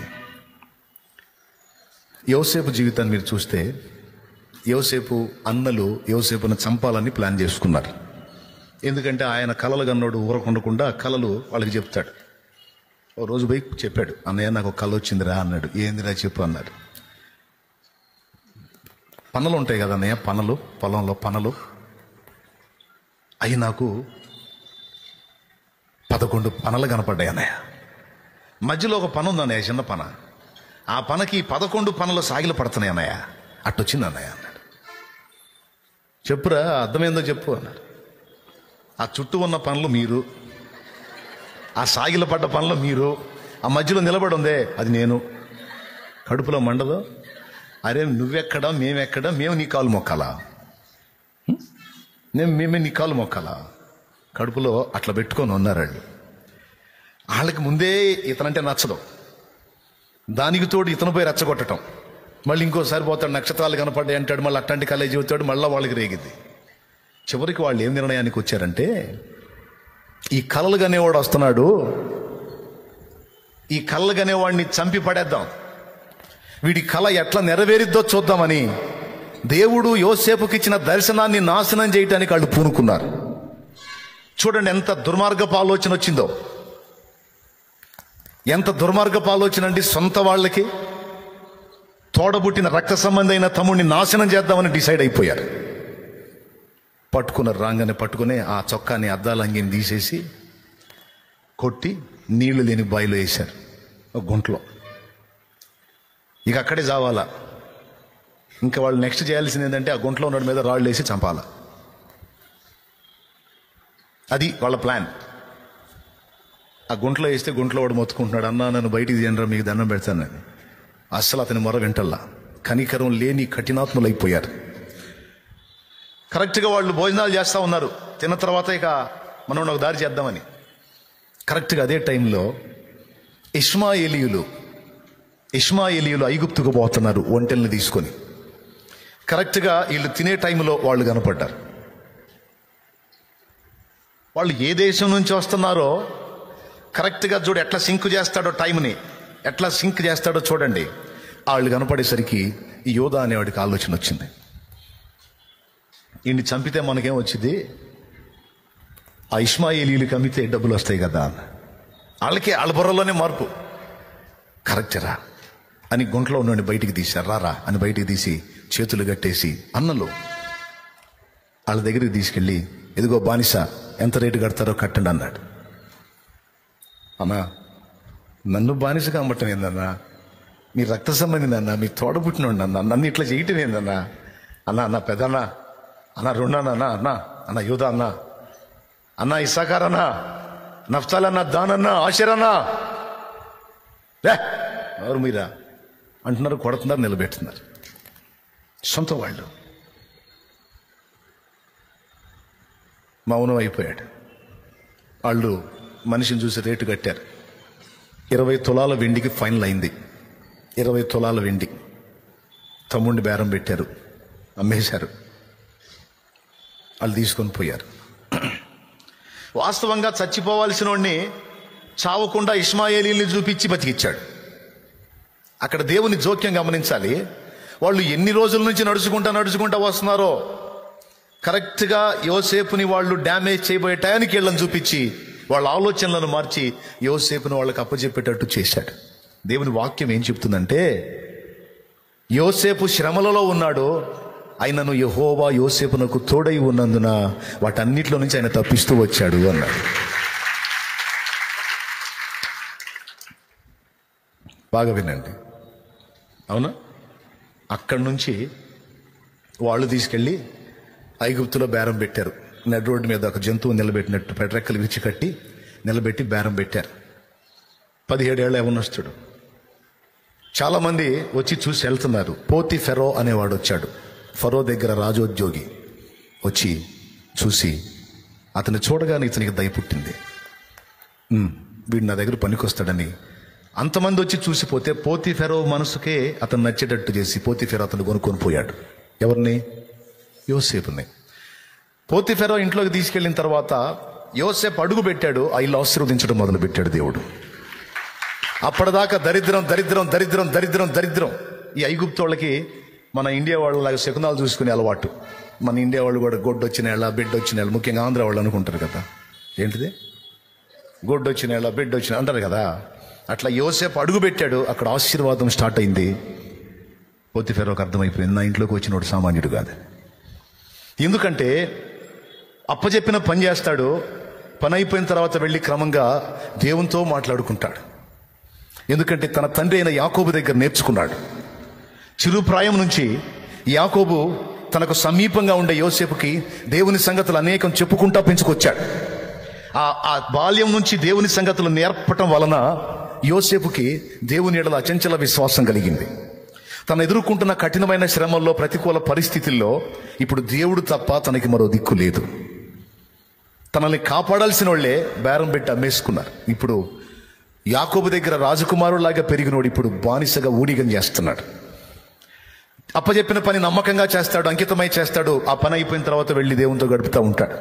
పోతిఫెరో కనిపెట్టాడు, వీడు అందరిలాంటోడు కాదు, వీడు ప్రత్యేకమైన వ్యక్తి, వీడు భక్తే కాదు, వచ్చిన దగ్గర నుంచి దేవుడు నన్ను ఆశీర్వదిస్తున్నాడని ఎరిగి, యోసేపు ఇక నువ్వు వెట్టి చాకిరి చేయొద్దు, పని చేసే వాళ్ళ మీద నాయకుడు అయి ఉండు అని చెప్పాడు. అమ్మయ్య, చాకిరి తప్పిందిరా నాయన అనుకున్నాడు. ఈ చాకిరి తప్పింది, ఇంకో శోధన స్టార్ట్ అయింది. పోతిఫెరో భార్య కొంచెం దుష్టురాలు. ఆమె తప్పుడు ఆలోచన చేసి యోసేపుని పలు విధాలుగా శోధించటం మొదలుపెట్టింది. ఎట్లనో బతికి బయటపడ్డాను అనుకుంటే ఇదొక సైతాన్ శోధన అయిపోయింది నా ప్రాణానికి. ఏంది నాయన నాకు ఈ గొడవ. చివరికి ఆమె ఒకరోజు యోసేపుని అభ్యంతరపరిచింది. యోసేపు మాత్రం రాజీ పడలేదు. ఏమాత్రం యోసేపు మెతక వైఖరి చూపించినట్లయితే చాలామంది డ్యామేజ్ అయిపోయేవాళ్ళు, చాలామంది లక్షల మంది దెబ్బతినేవాళ్ళు. అదేంది అంటారా? మరి కరువు కాలంలో లక్షలాది మందికి ఆహారం పెట్టింది యోసేపే. ఆ స్థితికి యోసేపుని దేవుడు తీసుకెళ్ళాడు. దానికి ముందు యోసేపుని పతనం చేసే శోధనలు కూడా కొన్ని వచ్చినాయి. గుర్తుపెట్టుకోండి, కొన్నిసార్లు కొన్ని శోధనలను కూడా, కొన్ని పరీక్షలను కూడా మన మేలుకే దేవుడు అనుమతిస్తాడు. ఇది మనం గ్రహించాలి. ఆమె కదిలించింది, అతడు డిస్టర్బ్ అవ్వలేదు. దేవుని వైపు చూశాడు. అమ్మా, ఈ ఇంట్లో నిన్ను తప్ప సమస్తాన్ని నా యజమానుడు నాకు అప్పగించాడు. నీవు ఆయన భార్యవు, ఆయన నాకు తండ్రి లాంటోడు, నువ్వు నాకు తల్లి లాంటిదానివి. ఇలాంటి ఆలోచన తగదమ్మా అంటే, రై నేను చెప్పినట్టు వినకపోతే నా సంగతి తెలుసుగా, నడి బజార్లో నిలబెట్టి నేను జైలు పాలు చేస్తాను. చచ్చిపోవటానికైనా ఇష్టమే కానీ నా దేవుని ఎదుట నా యజమానునికి ఇంత దుర్మార్గం నేను చేయలేను, ఈ దుష్కార్యం చేయలేను. చూడండి ఎలాంటి ప్రతికూలమైన శోధన వచ్చిందో. అంటే మన ప్రయాణంలో ఇలాంటి పరిస్థితులను కూడా ఆయన అనుమతించి మనల్ని పరీక్షిస్తాడనే సంగతి మర్చిపోకూడదు. అనుమతించాడు, ఎదురయ్యింది, తప్పించుకోవటానికి బయటికి పరిగెత్తాడు. ఆ పై వస్త్రం లాగేసింది. ఆ వస్త్రం చేతిలో పెట్టుకొని, నా భర్త ఎంత పనికిమాలినోడు చూడు, ఆ హెబ్రీ దాసుడిని తీసుకొచ్చాడు, వాడు నన్ను బలాత్కారం చేయబోయాడు, ఇదిగో వాని వస్త్రం అని ఏం చూపిస్తుంది. వస్త్రం వచ్చిన వాళ్ళకైనా మైండ్ పనిచేయాలిగా. యోసేపు మీద దాడి చేసిన వాళ్ళకి మైండ్ పనిచేయాలిగా. అమ్మ, దాడి నువ్వు చేసావా అతను చేశాడా?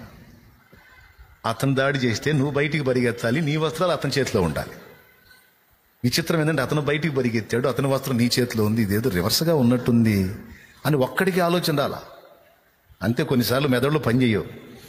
అందరూ అన్నారు కదా నేను కూడా ఒక మాట అంట అని అనేస్తారు కొంతమంది, వాస్తవాలు ఎరగరు. అదే ఇది నింద అయి ఉండొచ్చు కదా, దీన్ని మనం ఎందుకు నిజం అనుకోవాలి అని నెగిటివ్ కోణంలో ఆలోచించరు. నలుగురు అన్నారా, నాది కూడా ఒక రాయి అని వేసి వెళ్ళిపోతుంటారు కొంతమంది. బతుకులు అంతే. ఇట్లాంటి వాళ్ళు ఉన్నారు బైబిల్లో. ఎవరి చేతిలో ఉండాలి వస్త్రం? బలాత్కారం చేసిన వాళ్ళ చేతిలో ఉండాలి. కానీ ఎవరి చేతిలో ఉంది? ఆమె చేతిలో. పరిస్థితి చూడండి. పట్టుకొని కొట్టారు పాపం. అన్నం పెట్టిన చేతిని పట్టుకుంటావురా? తిన్నింటి వాసాలు లెక్క పెడతావురా? ఏం తక్కువ చేశాడురా మన యజమానుడు? పని కూడా చేయొద్దని నిన్ను పని వాళ్ళ మీద నాయకుడిగా నిలబెడితే తిని కొవ్వెక్కి ఇలాంటి పనులు చేస్తున్నావని ఎన్ని తిట్టారో, ఎన్ని మాటలు అన్నారో, ఎంత దూషించారో. మొత్తం మీద ఆయన చెరసాల పాలు చేశారు. జైలుకు తీసుకెళ్లారు. జైల్లో వేసేశారు. ఒట్టిగా వేసి ఉంటారా, కొట్టేసి ఉంటారా? ఖచ్చితంగా. మరి చూడండి, అన్నలు పట్టుకొని కొట్టారు, పశువును అమ్మినట్టు అమ్మారు. కొన్నిసార్లు మనం ఆత్మీయులు అనుకున్న వాళ్ళ ప్రేమ కూడా నిద్రపోయిద్ది. అందుకే ఆ పదం రాసుకుంది. అనుకొనని శ్రమలెన్నో ఎదిరించిన ఆత్మీయుల ప్రేమని దురించిన అసమానమైన నా దేవుని బలమైన బాహువు నిన్ను వీడునా. ఆత్మీయులు అనుకున్న వాళ్ళు కూడా కొన్నిసార్లు వదిలేస్తారు మనల్ని. నా అనుకున్న వాళ్ళు కూడా నట్టేట ముంచేసినట్టుగా, నడి బజార్లో నిలిపినట్టుగా చేస్తారు. అలా ప్రేమలు నిద్రపోతాయి. నిద్రించుట అంటే నిద్రపోవటం ఉంది, చచ్చుట అనే అర్థం కూడా ఉంది. కొన్నిసార్లు అలాంటి ప్రేమలు చచ్చిపోతాయి కూడా. పాపం యోసేపు బ్రతుకు అలాగ అయిపోయింది. జైలుకి వెళ్ళాడు. జైల్లో సంవత్సరాలు ఉన్నాడు. కానీ మీరు గమనించండి, ఆ తర్వాత ఏం జరిగిందో మీకు తెలుసు. నేనేం చెప్పాల్సిన అవసరంలా. ఆ జైలు నుంచి రావటం నేరుగా ఆయన సింహాసనం మీదకి వెళ్ళిపోయాడు. ఐగుప్తు దేశ ప్రధానమంత్రి అయిపోయాడు. ఎలా జరిగిందో మీకు తెలుసు. ఇంటికి వెళ్ళి మీరు ఆదికాండం చదువుకుంటే భలే ఇంట్రెస్ట్గా ఉంటుంది. నాకు ఇష్టమైన స్టోరీల్లో యోసేపు స్టోరీ నెంబర్ 1లో ఉంటుంది. పాత నిబంధనలో ఎన్నిసార్లు చదివానో అన్నిసార్లు ఏడ్చుకున్నాను నేను. యోసేపు తన అన్నలకు కనపరుచుకుంటాడు చూడు. ఆ సన్నివేశం చదివినప్పుడల్లా ఏడవటమే. దేవునికి మహిమ కలుగును గాక. ఎందుకు చెరసాల నుంచి డైరెక్ట్గా సింహాసనం మీదకి వెళ్తాడంటే, రాజు కలగంటాడు. ఆ కళకి ఎవడు అర్థం చెప్పలేడు. ఆ కళకు అర్థం చెప్పేవాడు జైల్లో ఉన్నాడని పానదాయకుల అధిపతి ద్వారా తెలుసుకొని యోసేపును పిలిపించి ఆ కళ చెప్పినప్పుడు రాబోతున్న భవిష్యత్ ఏంటో యోసేపు చెప్తాడు. రాజా, మీకు వచ్చిన కళలో 2 సంగతులు ఉన్నాయి. ఒకటేంటో తెలుసా? రాబోతున్న 7 సంవత్సరాలు సమృద్ధిగా పంట పండబోతుంది. సమృద్ధిగా పంట పండే సంవత్సరాలు 7. ఆ తరువాత కఠినమైన కరువు తాండవించే సంవత్సరాలు 7. 7 ఏళ్ళు సమృద్ధి పంట వస్తుంది.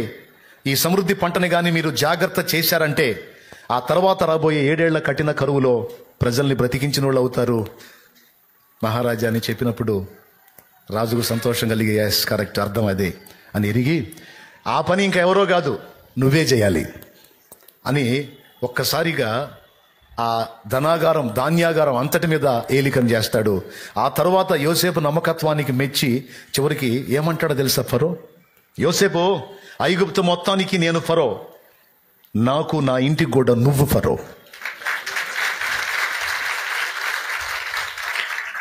ఓ చిన్న మాట అనుకుందాం. ఏదో యవనస్తుణ్ణి, ఉడుకు రక్తంలో ఉన్నాను, శోధనలో పడిపోయాను.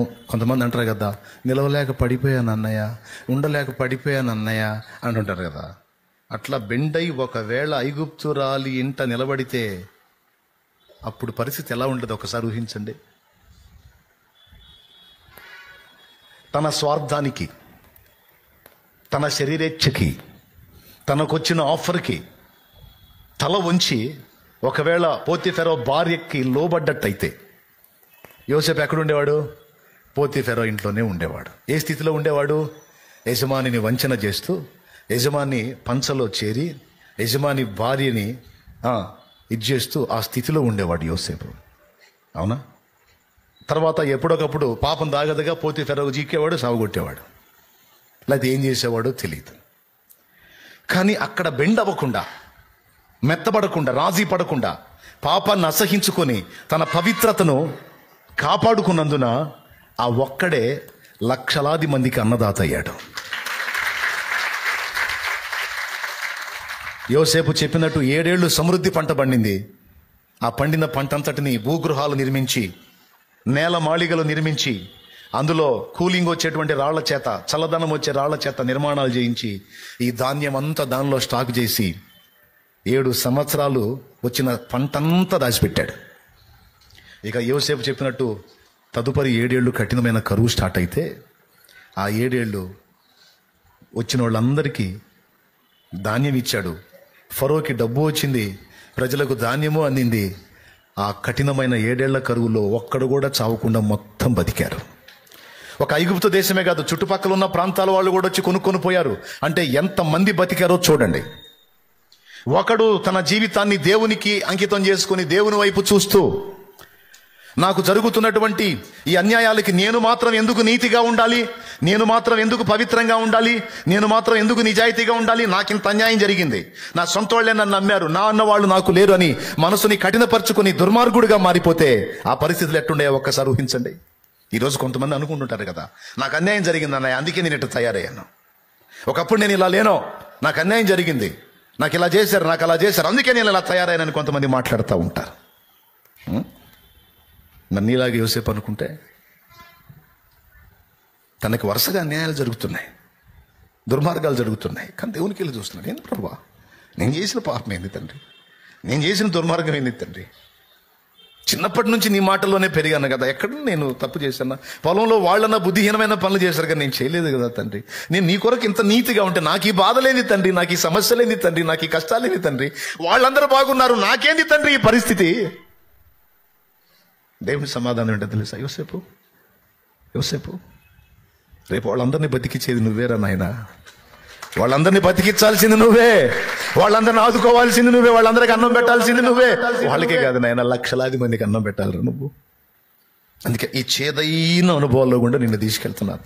నీకు ఈ అవసరం, నీకు మధురమైన అనుభవాలు దక్కాలంటే ఈ మారా అనుభవం నీకు అవసరం. ఈ ప్రతికూలతల్లో నువ్వు ప్రయాణం చేసి నేను అనుకున్న అంతస్తుకు నువ్వు చేరతావు.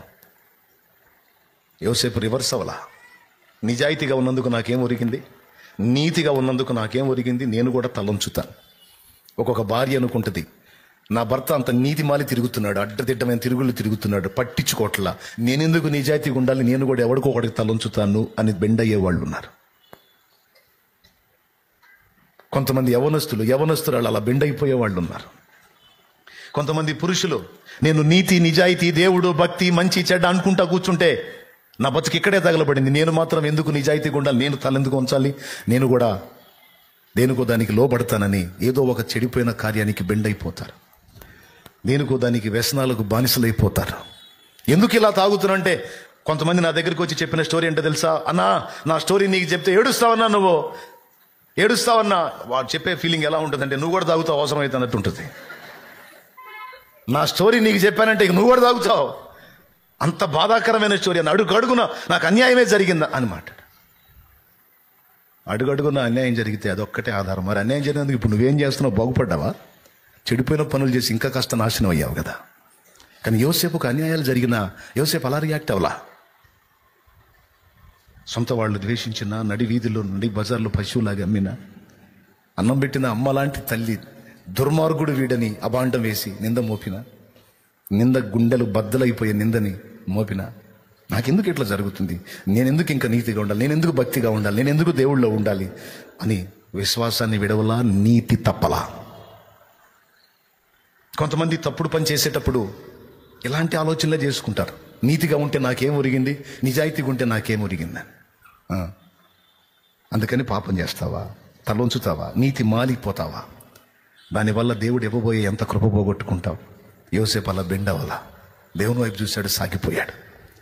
చివరికి దేవుడు తీసుకెళ్ళి, అప్పట్లో అగ్రరాజ్యం ఐగుప్తు అయితే ఐగుప్తు అగ్రపీఠం మీద యోసేపు నిలబెట్టాడు.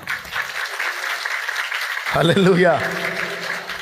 యాకోబు కొడుకులతో అన్నాడు, ఎరా కనాన్లో కరువు వచ్చింది, ఐగుప్తులో ధాన్యం ఉందని సమాచారం వచ్చింది, మరి పిల్లా జల్లా ఉన్నారు, సస్తారా ఆకలితో, పోయి డబ్బులు తీసుకొని పోయి ఆ ఐగుప్తుకు పోయి ధాన్యం తీసుకొని రండి అని యాకోబు పంపిస్తే వీళ్ళు పోయారు. 10 మంది పోయారు పెద్దోళ్ళు. పోతే ఐగుప్తుని వెళ్తున్నాడు, మొత్తానికి సుప్రీం అయిపోయి కూర్చున్నాడు. 17 ఏళ్లప్పుడు వీళ్ళు అమ్ముకున్నారు. ఇప్పుడు 35-34 సంవత్సరాల వయసుడు అయ్యాడు. చక్కగా మీసాలు గడ్డలు ఆజానుబాడు అన్ని రకాలుగా రెడీ అయిపోయాడు. వాళ్ళు గుర్తుపట్టకుండా తయారయ్యాడు. గెటప్ కూడా ఐగుప్తీలు గెటప్. వీళ్ళు పోయేసరికి వాళ్ళు ముందే చెప్పారు, అక్కడ ఉండే దాసులు, మా మొత్తానికి ఫరో కూడా ఫరోలో అంటాడు ఒక ఆయన ఉన్నాడు, ఆయన దగ్గర చాలా జాగ్రత్తగా ఉండాలి. మీరు ఆవులు ఇస్తే ఆయన పేగులు లెక్క పెడతాడు, మామూలుడు కాదు. ఆయన వచ్చినప్పుడు వినయంగా ఉండాలి, జాగ్రత్తగా ఉండాలి, అట్టు ఉండాలి. ఎన్ని చెప్పారో.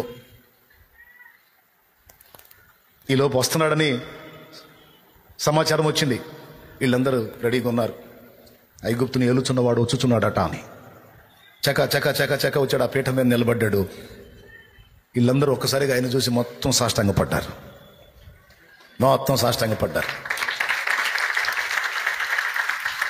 యోసేపుకు డౌట్ వచ్చింది. ఈ మొఖాలు ఎక్కడో చూసినట్టుందే, వీళ్ళేంది మా అన్నలాగున్నారు. డౌట్ లేదు వాళ్ళే. ఒక్కసారిగా స్థాణువు అయిపోయాడు. అప్పుడు దేవుడు మాట్లాడుండొచ్చు, యోసేపు నేను నీకు చూపించిన దర్శనం యొక్క నెరవేర్పదుగో. నా దేవుడు ఎంత రోషగాడంటే, మాట తప్పని దేవుడు, మా వాగ్దానం ఇచ్చి దాన్ని నెరవేర్చే దేవుడు. నా కుమారుడా యోసేపు, అద్దుగో నీ దర్శనం నెరవేర్పు చూడు. ఎందుకయ్యా నాకు ఈ పరిస్థితులు? నా తండ్రి నుంచి నన్ను ఎందుకు ఎడబాసేటట్టు చేసావయ్యా? నన్ను ఎందుకయ్యా నిందల పాలు చేశావు? నన్ను ఎందుకయ్యా అవమానాలకు అప్పచెప్పావు? ఏ నేరం చేయకపోయినా నన్ను ఎందుకయ్యా జైల్లో ఉంచిపించావు? నన్ను ఎందుకయ్యా బానిసం చేశావు అని ఏడ్చావు కదా. ఇదిగో ఈ ధన్యకరమైన అనుభవం, నేను నీకు ఇచ్చిన మాట నెరవేర్చడానికి అనుభవంలో గుండా నేను తీసుకొచ్చాను యోసేపు. ఇదిగో ఆ దర్శనం యొక్క నెరవేర్పు చూడు నా కుమారుడు. నాకు తెలిసి ఏడ్చుంటాడు ఆయన. దేన్ని బట్టి తెలుసా? వాళ్ళు సాష్టాంగ పడ్డందుకు కాదు, మాట ఇచ్చిన దేవుడు మాట నెరవేర్చినందున కన్నీళ్లు గరిచుంటాడు. తర్వాత తేరుకొని సరి చేసుకుని, ఎవరు మీరు? అయ్యా నీ దాసులమైన మేము కనాను వాసులం, అక్కడ కరువు వచ్చింది, ఇక్కడ ధాన్యం అమ్ముతున్నారంటే కొందామని వచ్చాం. మీ ముఖాలు చూస్తే ధాన్యాలు కొనేవాళ్ళలాగా లేరు, దోచుకొని పోయేవాళ్ళలాగా గూఢచారులాగా ఉన్నారు మీరు. మిమ్మల్ని చూస్తే అనుమానంగా ఉంది నాకు అంటే మళ్ళా సాగిలు పడ్డారు వాళ్ళు. మళ్ళా సాగిలు పడి, నీ దాసులమైన మమ్మల్ని అలాగునా అనవద్దు. మేము మా తండ్రికి 12 మందిమి, ఇప్పుడు 10 మందిమి ఇక్కడ ఉన్నాం. ఒకడు లేడు, ఇంకొకటి ఇంటికాడు ఉన్నాడు. ఆ ఒకడు లేడు ఎవరో, ఆ ఒకడు అక్కడే ఉన్నాడు. మా తండ్రి ముసలివాడు, దయచేసి మమ్మల్ని అలాగ అనవద్దు అని చెప్తే, మీ తండ్రి జీవించి ఉన్నాడా అన్నాడు. అతడు సజీవుడే. మళ్ళా ఏడుపు, నాన్న బతికే ఉన్నాడు, నాన్న ఇంకా సజీవుడయ్యే ఉన్నాడు. మళ్ళా ఏడుపు. సరే అని మళ్ళీ ఒకసారి బెదిరించి మొత్తం మీద వాళ్ళకి ఇవ్వాల్సిన ఇచ్చి, అన్నట్టు మీరు ఇంటికాడ ఇంకొకడు ఉన్నాడు అన్నారు కదా, నిజమేనా? అయ్యా నిజమయ్యా, అబద్ధం ఆడట్లేదయ్యా, మేము సత్య సంబంధులు. అవునా? సరే మీ 10 మందిలో ఒకడు ఇక్కడ ఉండండి, 9 మంది పోండి. ఈసారి ఆ ఇంటికాడ ఉన్నవాడిని కూడా తీసుకొని రండి అన్నాడు. నీ దాసులమైన మేము మొత్తం పోవాల్సిందే, లేకపోతే మా నాన్న మమ్మల్ని ఊరుకోడు, ఎందుకంటే ఆల్రెడీ ఒకడిని పోగొట్టుకున్నాం మేము. మళ్ళా ఏడుపు, ఆ ఒకడు అక్కడే ఉన్నాడు. అవునా? అంటే నా తండ్రి నా గురించి ఆలోచిస్తూనే ఉన్నాడు, బాధపడుతున్నాడు. ఓకే, అయినా నేను నమ్మను. మీరు ఆ ఇంటికాడు ఉన్నాడు అన్నోడిని తీసుకొస్తే అప్పుడు మీరు గూఢచారులు కాదని నమ్ముతా, లేకపోతే మీ అంత తేలుస్తా.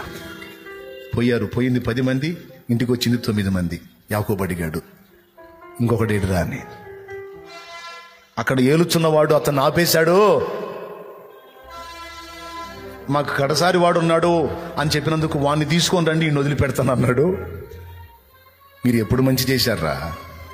మీరు ఎప్పుడు శుభవార్త తీసుకొచ్చారా? దరిద్రులు మీరు ఎప్పుడు తెచ్చినా ఇంతే కదరా. నా యోసేపును గాజేశారు. ఇప్పుడు ఈయన కూడా తీసుకొచ్చి అక్కడ పెట్టి వచ్చారు. ఇంటికాడ ఉన్నోడిని ఈయన తీసుకొని పోతామంటున్నారు. తీసుకోండి, చంపేయండి రా, మొత్తాన్ని చంపేయండి. పెద్ద ఆయన కోపం వచ్చిందని సర్దుకున్నారు. ఆ తెచ్చుకున్న ధాన్యం అంతా అయిపోయింది. ఏంట్రా ధాన్యం అయిపోయింది, మళ్ళా కరువు ఏంటి, తేరైంది, పొయ్యి ఎట్లా పోయామే, మమ్మల్ని గూఢచారులు అంటున్నాడు, దొంగలు అంటున్నాడు. ఈయన తీసుకొని పోతే కానీ ఆయన మమ్మల్ని నమ్మడు. సరే తీసుకొని పోండి, నేను కడుపు కోత అనుభవించాల్సి ఉంటే అనుభవిస్తాలే, పోండి, చేసేదేమని తీసుకొని పోయి ధాన్యం తీసుకున్నానంటే బెన్యామీని తీసుకొని పోయారు. పోయి 11 మంది నిలబడ్డారు అక్కడ. దర్శనంలో ఎంతమంది అది మళ్ళా యోసేపు వచ్చి నిలబడ్డాడు. ఈసారి బెన్యామీన్తో సహా మొత్తం 11 మంది సాష్టాంగపడ్డారు. సంఖ్య కూడా తేడా రాదు. దేవునికి స్తోత్రం కలుగును గాక. హల్లెలూయా. తెచ్చారా? వీడేనండి, వీడే. చూశాడు బెన్యామీన్కి వెళ్ళి, పెద్దోడయ్యాడు. వీళ్ళిద్దరూ ఒక తల్లికి పుడతారు. రాహేలుకు పుట్టిన వాళ్ళు వీళ్ళిద్దరు. యోసేపు సొంత తోడ పుట్టిన తమ్ముడు. బెన్యామీన్ పెద్దయి ఉంటాడు. చూసి దగ్గర పిలుచుకొని, కుమారుడా, నిన్ను నా దేవుడు ఆశీర్వదించుగాక అని దీవించి బెన్యామీన్ని ముద్దాడి లోపలికి పోయి తలుపులు వేసుకొని ఎలుగెత్తి ఏడుస్తాడు. ఎందుకంటే శ్రమల పర్వము, అవమానాల పర్వం, నిందల పర్వం, వేదనల పర్వం అంతా అనుభవించి ఇప్పుడు అదంతా ముగింపుకొచ్చి ఇక ఆనంద పర్వం స్టార్ట్ అయింది. ఇప్పుడు సంతోష పర్వం స్టార్ట్ అయింది. శుభాలు చేకూరే అనుభవాలు ప్రారంభమైనాయి. కఠినమైన చేతైన అనుభవాల్లో గుండా నడిచి దేవుని వైపు చూసిన యోసేపుకి ఇప్పుడు మధురమైన అనుభవాలు ప్రారంభమైనాయి. ఒకటొకటిగా దేవుడు అన్ని యోసేపు ముందుకు తీసుకొస్తుంటే ఎంత ఆశ్చర్యం యోసేపుకి, ఎంత సంతోషం, ఎంత కన్నీరు. అంతవరకు చూడాలి ఐగుప్తీయులు అంత ఏడుపు ఆయన దగ్గర ఎప్పుడు కళకళలాడుతా హ్యాపీగా సంతోషంగా ఆలాజాలంగా ఉండి అనేక మందిని కదిలించే యోసేపు పసి బిడ్డలాగా ఏడుస్తుంటే ఏమైంది మా యజమానుడికి, ఎందుకు ఇంత ఏడుస్తున్నాడని ఆయన ఏడుపు చూసి వాళ్ళు ఏడ్చారు. ఎందుకురా మీరు ఏడుస్తున్నారంటే, ఆయన ఏడుస్తున్నందుకు మేము ఏడుస్తున్నాం అంటే అంత కనెక్ట్ అయిపోయారు యోసేపు కాళ్ళు. తర్వాత ఒక చిన్న పని చేసి వాళ్ళని బెదిరించి భయపెట్టి వాళ్ళందరినీ నిలబెట్టి చివరికి తను బయలుపరుచుకుంటాడు.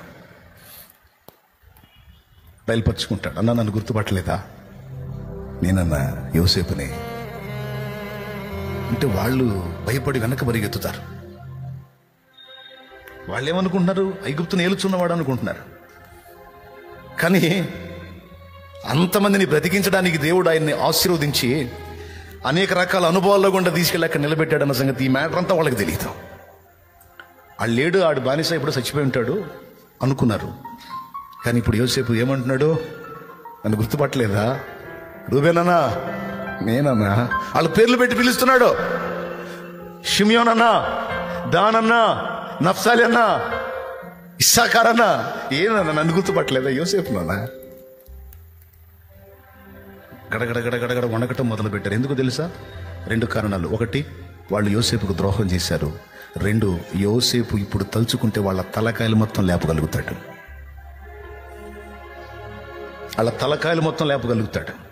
షేక్ వచ్చింది, ఒక్కొక్కడు షేక్ మస్తాన్ అయిపోయాడు. దేవునికి స్తోత్రం కలుగును గాక. హల్లెలూయా. గడగడలాడిపోయారు. సిగ్గుతో తలంచి, నిజమేనా బాబు నువ్వు చెప్పి, నిజమేనా? లేకపోతే నీ పేరు నాకెట్లా తెలుసన్నా? నేనన్నా యోసేపు నానెట్లున్నాడన్నా అన్నాడు. సిగ్గుతో తలంచుకొని ఎడంగా జరిగిపోతున్నారు ఒక్కొక్కళ్ళు. ఒకడు ఒకళ్ళు చూసుకుంటున్నారు. వాళ్ళ మీద వాళ్ళకి అసహ్యం వేసింది. వాళ్ళు చేసిన పనులకు వాళ్ళ మీద వాళ్ళకే అసహ్యం వేసి వాళ్ళు ఏడుస్తా యోసేపుకి వెళ్ళి చూస్తున్నారు. ఒకడు ఒకళ్ళు చూసుకొని తలదించుకుంటే ఇతని దగ్గర పోయి ఏమన్నా తెలుసా?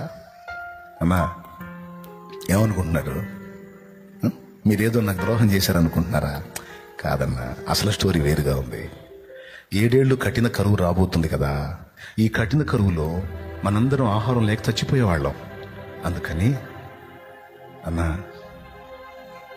దాదాపు 21 సంవత్సరం 22 సంవత్సరాల తర్వాత మనకు రాబోయే సమస్యకి 22 సంవత్సరాలకు ముందే దేవుడు జోక్యం చేసుకొని నన్ను ఇక్కడికి పంపించాడన్నా. అన్నా మీరు నాకు కీడు చేయలేదన్నా. అన్నా ఎందుకు బాధపడుతున్నారు, ఎందుకు దుఃఖపడుతున్నారు? మీరు నాకు అన్యాయం చేయలేదన్నా. మీరు కీడు చేసామనుకుంటున్నారు కదా, ఆ కీడును కూడా మన మంచి కోసమే వాడాడన్నా.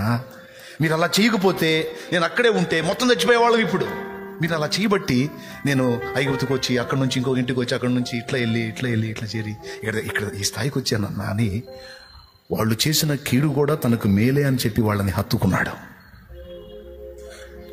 ప్రియులారా, ఎందుకు ఈ విషయాలు చెప్తున్నానో తెలుసా? మన జీవితంలో దేవుడు అనుమతించే ప్రతి పరిస్థితి మనకి సేవే చేస్తుంది కానీ నష్టం చేయదు. హల్లెలూయా. సమస్తము మనకు సేవే చేస్తాయి కానీ నష్టం చేయవు. ఈ రహస్యాన్ని గుర్తుపట్టి దేవునికి కనెక్ట్ కావాలి. హల్లెలూయా. సౌలు చేత దుర్మార్గాలు జరగనిచ్చాడు. సౌలు క్రూరమైన హింస సంఘాన్ని పెడుతుంటే పెట్టనిచ్చాడు. ఒక్క మాట మాట్లాడితే ఉంటాడా మళ్ళీ సౌలు? పీస్ గాడు ఉదడకాడా? ఫరోని అతని సైన్యాలు మొత్తాన్ని నీట ముంచిన దేవుడికి, రోషం కలిగిన దేవుడికి ఒక్క మాట పలిగితే చాలు ముక్కలు ముక్కలు ముక్కలు ముక్కలు ముక్కలు లెక్కేసుకోవడానికి కూడా రాకుండా అయిపోయేవాడు సౌలు. కానీ మౌనంగా సహించాడు సౌలు. ఎందుకో తెలుసా? ఆ సౌలే భవిష్యత్తులో పౌలుగా మారబోతున్నాడు. సౌల్లో సంఘాన్ని హింసించే క్రూరుడే కాదు, సంఘాన్ని బలోపేతం చేయడానికి కావలసిన యోధుడు కూడా సౌల్లో ఉన్నాడన్న సంగతి ప్రభు గుర్తించాడు. ఈరోజు ఇక్కడ ఉన్నాళ్లలో బలహీనులుగా ఉండి మిమ్మల్ని మీరే నిందించుకుంటా, మిమ్మల్ని మీరే దూషించుకుంటా, నేను త్రాగుబోతుడిని, నేను తిరుగుబోతూ, నేను అలాగా, నేను ఇలాగని మిమ్మల్ని మీరు తృణీకరించుకుంటా ఉంటే నేను అంటున్నాను, దేవుని నామంలో నీలో సౌలు అనుభవాలే కాదు, నా తండ్రి నీలో పౌలు అనుభవాలు కూడా చూసి ఉన్నాడు. ఆయన నిన్ను ప్రేమిస్తున్నాడు. అందుకే ఎన్నిసార్లు ఎన్ని రకాల ఆపదలు వచ్చినా నీవు చావకుండా ఇంకా బ్రతికుండేటట్టు నిన్ను కాపాడుకుంటూ వచ్చాడు ఆయన. నీవు ఆయనను వెంబడించినా నిన్ను కాపాడాడు, వెంబడించకుండా విసర్జించి తిరిగినా నిన్ను పట్టుకునే ఉన్నాడు. పైకి కనబడుతున్న నీ కఠిన హృదయం లోపల దేవునికి కనెక్ట్ అయ్యి దేవుని కోసం బ్రతికే సున్నితమైన మనస్సుని దేవుడు చూస్తున్నాడు. దేవుడికి సమస్తము సేవ చేస్తాయి ప్రియులారా. ఆయన పిల్లలమైన మనకు కూడా సమస్తము సేవే చేస్తాయి. చెప్పండి, సమస్తము అసాధ్యమైనది, సమస్తము వరుసగా చెప్పండి. సమస్తము సమస్తము మనకి, సమస్తము సమకూడి కీడుక మేలుక, కీడులా కనపడేవి కూడా మేలుకే. ఈ ఆఫర్ అంతా ఎవరికి? దేవుని ప్రేమించిన వారికి, దేవుని నమ్మిన వారికి, దేవుని మీద ఆనుకున్న వాళ్ళకి. అరణ్య యాత్రలోనా నా దాగు చోటు నీవే, నా నీటి ఊట నీవే. అరణ్య యాత్రలోనా నా దాగు చోటు నీవే, నా నీటి ఊట నీవే. అతి కాంక్షణీయుడా ఆనుకొనెద నీ మీద, అతి కాంక్షణీయుడా ఆనుకొనెద నీ మీద. నా యేసు రాజా, నా ఆరాధ్య దైవమా, ఆరాధ్య దైవమా, నా స్తోత్ర గీతమా, నా స్తోత్ర గీతమా, ఆరాధ్య దైవమా, నా యేసు రాజా, రాజా రాజా రాజా రాజా రాజా. ఆమేన్. యేసు రాజా రాజా రాజా స్తోత్రం. యేసు రాజా రాజా యేసు రాజా, రాజా యేసు రాజా, రాజా రాజా. స్తోత్రం. యేసు రాజా రాజా రాజా యేసు రాజా. నీరథ అశ్వముగా నీ త్యాగబంధము నన్ను బంధించెనా. నీరథ అశ్వముగా నీ త్యాగబంధము నన్ను బంధించెనా. నీ ఆత్మసారథిచే నన్ను నడిపించుమా, నీ ఆత్మసారథిచే నన్ను నడిపించుమా. నా యేసు రాజా, రాజా రాజా రాజా రాజా రాజా, యేసు రాజా, రాజా రాజా. ఆమేన్. యేసు రాజా రాజా యేసు రాజా రాజా యేసు రాజా, రాజా రాజా యేసు రాజా, రాజా రాజా. మనసారా యేసు రాజా మనసారా రాజా యేసు రాజా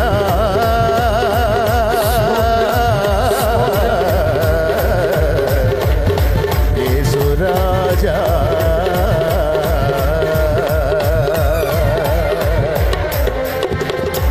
హల్లెలూయా హల్లెలూయా గట్టిగా చెప్పు హల్లెలూయా హల్లెలూయా. సమస్తము తన చేతుల్లో పెట్టుకొని ఉన్నాడు ఆయన. ఆయన యందు విశ్వాసం ఉంచిన నీకు అన్ని ముందే సిద్ధపరిచి ఉంచాడు. అందులో అవసరాన్ని బట్టి కొన్ని చేదైన అనుభవాలు ఉన్నాయి, అందులో అవసరాన్ని బట్టి కొన్ని మేలైన అనుభవాలు ఉన్నాయి. ఆ మధుర అనుభవాలు చేదైన అనుభవాలు మొత్తం కలిసి నీ మేలు కోసమే సిద్ధపరిచాడు. ఇది విశ్వసించిన వాళ్ళకి కలవరం ఎందుకుంటుంది, కలత ఎందుకుంటుంది, కన్నీరు ఎందుకుంటుంది? ఒకవేళ కన్నీరు ఉంటే ఆత్మల కోసం ఉంటుంది, ప్రభు మహిమ కోసం ఉంటుంది.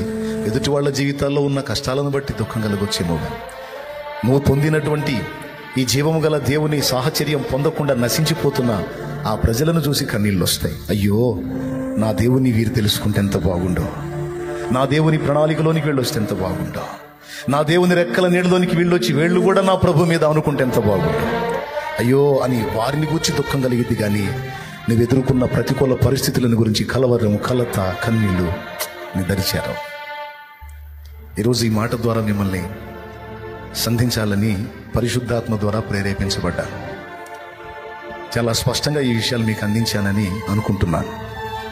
ఈరోజు ఇక్కడ ఉన్న వాళ్ళల్లో, దూరంగా ఉన్న వాళ్ళల్లో, అటుపక్క ఉన్న వాళ్ళల్లో ఎవరైనా ఒకవేళ చేదైన అనుభవాల్లో, చేదైన జీవిత పరిస్థితుల్లో, నేను నీతిగా బతికితే నాకేం ఒరిగింది, నేను మంచిగా ఉంటే నాకేం ఒరిగింది, నేను దేవుని కోసం నిజాయితీగా ఉంటే నాకేం ఒరిగింది, అందుకే నేను అన్ని నష్టాలు కష్టాలు పాలయ్యాను కనుక నేను ఇప్పుడు ఇట్లా తయారయ్యానని చెప్తున్న వారలారా, దేవుడు ఇంకా నిన్ను ప్రేమిస్తున్నాడు. కనీసం ఇప్పుడు మారు మనసు పొంది దేవుని వైపు తిరిగిన ఒక నూతన అధ్యాయాన్ని నీ జీవితంలో మొదలు పెట్టడానికి నా దేవుడు సిద్ధం. నేను అంటున్నాను, మరి దేవుడు నాకేం చేశాడు అని దేవునికి రివర్స్ అయి బ్రతుకుతున్నావు. మరి ఇప్పుడు బాగున్నావా? దేవునికి దూరమై సంతోషంగా ఉన్నావా? దేవుని సహవాసం సాహచర్యం కోల్పోయి బాగా ఉన్నావా? కన్నీళ్లే అన్నపానాలుగా బతుకుతున్నావు కదా. ఇప్పుడు పొందింది ఏంది? ఆనాడన్నా వేదన కలిగినప్పుడు దేవుడు ఉన్నాడు, ఆయన రెక్కల నీడలో నీకు ఆదరణ ఉంది, ఆయన రెక్కల నీడలో స్వస్థత ఉంది, సమాధానం ఉంది. ఈరోజు మరి దూరం అయిపోయినావు, ఏముంది? అందుకే చెప్తున్నా, దేవునికి దూరమైన వారు ఇప్పుడు దేవుని రెక్కల నీడలోనికి రండి. ఒకవేళ ఇంతవరకు నీ జీవితంలో నువ్వు ఎదుర్కొంటున్నటువంటి ఆ బలహీనతలన్నీ నువ్వు కలిగి ఉండి నిన్ను నువ్వు నిందించుకుంటున్నావేమో. నేను అంటున్నాను, సమయం మించిపోలేదు. ఇప్పుడు నువ్వు హృదయం దేవుని వైపు త్రిప్పిన సౌలుని పౌలుగా మార్చినట్టు నిన్ను ఒక మంచి పాత్రగా నా దేవుడు చేయకపోతే అప్పుడు ఆయన సమస్తము సాధ్యమే. ఆయన చేతికి నీ జీవితాన్ని అప్పగించగలిగితే తప్పకుండా నూతన అధ్యాయం ప్రారంభమైంది నీ లైఫ్లో. అలా అప్పచెప్పుకున్న వాళ్ళు చాలామంది ఈరోజు గొప్ప గొప్ప కృపలో వర్ధిల్లుతా ఉన్నారు. నా అనుభవం అదే, అక్కడ కూర్చున్న వాళ్ళ అనుభవం అదే. ఇలాంటి అనుభవాలు మీ జీవితంలో కావాలి అంటే ఆ బలహీనతను వదిలిపెట్టి దేవుని వైపు తిరగమని ప్రేమతో ఆహ్వానిస్తున్నా. యేసయ్య ఇంకా నిన్ను ప్రేమిస్తానే ఉన్నాడు. యేసయ్య ఇంకా నీ జీవితంలో, నీ హృదయంలో ఆ మెత్తమైన మనసును చూస్తానే ఉన్నాడు ఆయన. ఆమేన్. ఇక మిగిలిన వాళ్ళు ఇప్పటికే రక్షణలోనికి వచ్చి దేవుని మార్గంలో నడుస్తూ కలతలలో ఉన్నవాళ్ళు, కలవరపడొద్దు. ప్రతికూలతలన్నీ నీకు అనుకూలతలుగా మారిపోతాయి. అవమానాల పర్వం, నిందల పర్వం, వేదనల పర్వం, సమస్యల పర్వం, ఆర్థిక ఆత్మీయ సమస్యల పర్వం ముగుస్తుంది. దేవుడు నిన్ను ఆశీర్వదించి యోసేపుని 10 మందికి దీవెనకరంగా ఉంచినట్టు నీ జీవితాన్ని ఉంచబోతున్నాడు ఆయన. నమ్మితే స్వతంత్రించుకుంటావు, సందేహిస్తే పొందుకోలేవు. నమ్మితే స్వతంత్రించుకుంటావు చెల్లి, విశ్వసించు. యోసేపు గుండెలుగా హత్తుకున్నట్టు దేవుణ్ణి హత్తుకో. బాధ అయినా, వేదనైనా, కన్నీళ్ళైనా, కష్టమైనా ఏదైనా ఆయనకి చెప్పుకో. ఆయనతో నడువు. యేసయ్యతో నడిస్తే నీ అడుగు ఇరుకున పడదు. పడాల్సిన చోటే పడితే చేరాల్సిన గమ్యానికి తప్పకుండా చేరతావు. ఎంతమందికి అర్థమైంది? ఒక తీర్మానం చేద్దాం. రండి, మోకాళ్ళ మీదకి రండి. సమస్తము సాధ్యపరచగలిగే దేవుని దగ్గరికి నీవు వచ్చావు. భయపడవద్దు, విస్మయం అందొద్దు. నా పరిస్థితి ఏంటి అని ఆందోళన పడద్దు. చూస్తావుగా దేవుని కార్యాలు, దేవుని కార్యాలు చూస్తావుగా. శుభగడియలు ఆసన్నమైనాయి. ఆశీర్వదించబడే అనుభవాలు నీ జీవితంలో ప్రారంభమైనాయి. ఇప్పటిదాకా మారా అనుభవాలు సాగినాయి. ఇప్పుడు మధురమైన అనుభవాల్లోకి నీ వెళ్ళబోతున్నావు. చేదైన అనుభవాలు నీ జీవితంలో రద్దుపరచబడ్డాయి. మధురమైన అనుభవాల్లోనికి నా తండ్రి నిన్ను తీసుకుని వెళ్ళబోతా ఉన్నాడు. హల్లెలూయా. విశ్వసించి దేవుని మహిమపరిచి నీ పిల్లల జీవితంలో కూడా నా దేవుడు కార్యాలు చేయబోతున్నాడు. నీ భర్త జీవితంలో కూడా నా దేవుడు కార్యం చేయబోతున్నాడు. నీ పరిస్థితుల విషయంలో నా దేవుడు జోక్యం చేసుకుంటున్నాడు. ప్రభువా, నీకు స్తోత్రం. ఈ రాత్రి నాతో మాట్లాడినందుకు నీకు వందనాలు. సమస్తము నీకు సాధ్యమైనట్టు నిన్ను నమ్మిన మాకు సాధ్యమని చెప్పావు. సమస్తము నీకు సేవ చేసినట్లే సమస్త పరిస్థితులు మాకు సేవ చేస్తున్నాయి. ఆఖరికి దయ్యాలు, సైతాను కూడా మాకు సేవే చేయాలి కానీ సచ్చినట్టు వాడు ఇంకొకటి చేయటానికి లేదు. ఎందుకంటే మా దేవుడువైన నువ్వు సార్వభౌముడివే, సార్వభౌముడివే. సైతాను చేత కూడా మాకు సేవ చేయించగల దేవుడివి నీవు. నీకు స్తోత్రాలు. దయ్యాల చేత కూడా మా కాళ్ళు పట్టించగల దేవుడివి. అంతేకాదు సమస్తము సమకూర్చి మా మేలుకు రప్పించగల దేవుడివి నీవు. కన్నీటిని ఆనందనాట్యంగా మార్చగలిగే దేవుడివి. నీకు కృతజ్ఞతాస్తుతులు చెల్లిస్తున్నా. నీకు మహిమా ఘనతను ఆరోపిస్తున్నా. ఈ శుభవేళ ఇక్కడ ప్రారంభించిన ఈ పరిచర్య దినదిన ప్రవర్ధమానమై వర్ధిల్లును గాక. విస్తారమైన ఆత్మల రక్షణ కార్యము చీరాల చుట్టుపట్ల ప్రాంతాల్లో ఓ గొప్ప ఉజ్జీవం యేసు నామములో రగులును గాక. ఇక్కడ నుండి గొప్ప గొప్ప దైవ జనాంగములై అనేక ప్రాంతములకు పంపబడుదురు గాక. బలమైన సేవ జరుగునట్లు కృపనీయండి. మాకు స్థలం ఇయ్యండి. ఒక మందిర నిర్మాణం జరిగించండి. క్రమముగా నా ప్రభువా పరిచర్య జరగడానికి ద్వారములు తెరవండి. ఇక్కడికి నియమించబడ్డ దైవజనుణ్ణి అభిషేకించి వాడుకోండి. అజయ్ని నీ ప్రత్యేకమైన ఆత్మతో అభిషేకించి వాడుకో.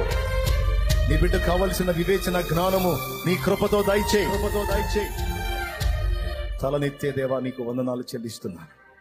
నీ బిడ్డని ఆశీర్వదించి వాడుకోమని ఈ రాత్రి వేళ ఇక్కడ కూడి వచ్చిన దైవజనులు, విశ్వాసులు, పరిచారకులు నీ బిడ్డలందరినీ పేరు పేరును ఆశీర్వదించి వారు ఎదుర్కొంటున్న శారీరక మానసిక సమస్యల నుంచి వారికి విడుదల ప్రసాదించు. వారి కన్నీరు తుడు. వారి రోగములను స్వస్థపరచు. నా ప్రభువా వారికి కీడుగా ఉన్నవన్నీ వారికి ఎలా మేలుగా మారతాయో వారికి అర్థమయ్యేటట్టు చూపించు. వారి బిడ్డల్ని, వారి పసి బిడ్డలను ఆశీర్వదించు. వారికి ఉన్న ఆర్థిక సమస్యలు, ఇంట్లో లేమి, కొరత, దరిద్రత ఇది మొదలుకొని యేసు నామములో తొలగిపోవును గాక. సమృద్ధి కలుగును గాక. అప్పుల బంధకాల్లోంచి విడుదల కలుగును గాక. ఇక్కడున్న బిడ్డలు ఎవరైనా వ్యసన పరులుంటే ఆ వ్యసనాల్లోంచి వారికి యేసు నామములో విడుదల కలుగును గాక. సౌళ్ళు పౌళ్ళుగా మారిపోదురుగా. గొప్ప సమాధానము దయచే. స్తుతి మహిమ నీకు చెల్లిస్తూ యేసు నామములో ప్రార్థించి విశ్వాసమును బట్టి సంగతులు స్వతంత్రించుకుంటున్నాం తండ్రి. లైవ్ ద్వారా అందుబాటులోకి వచ్చి వీక్షిస్తున్న బిడ్డలను కూడా ఆశీర్వదించు. ఎంతమంది స్వాంతన పొందారో వారందరికీ ఆ స్వాంతన స్థిరపరచు, ఆదరణ స్థిరపరచు, అభిషేకము దయచే యేసు నామములో తండ్రి. ఆమేన్.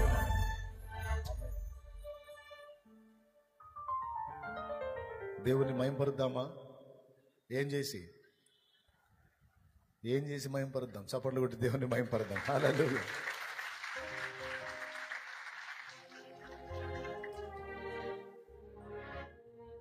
నెక్స్ట్ సండే కూడా ఇక్కడ జరుగుతుంది ప్రియ. అజయ్ వస్తాడు లైన్లోకి. అజయ్ కోసం ప్రార్థన చేయండి. అజయ్ కూడా చక్కని వర్తమానాలు అందించగలుగుతాడు. ఆల్రెడీ వినే ఉన్నారు లైవ్లో.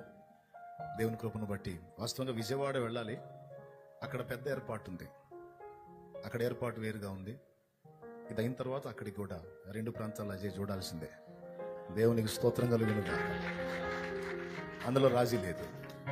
కాబట్టి ప్రస్తుతానికి మరి చీరాలకి దేవుడు నడిపించుకొచ్చాడు కాబట్టి ఇక్కడ దేవుడు తనను వాడుకుంటాడు.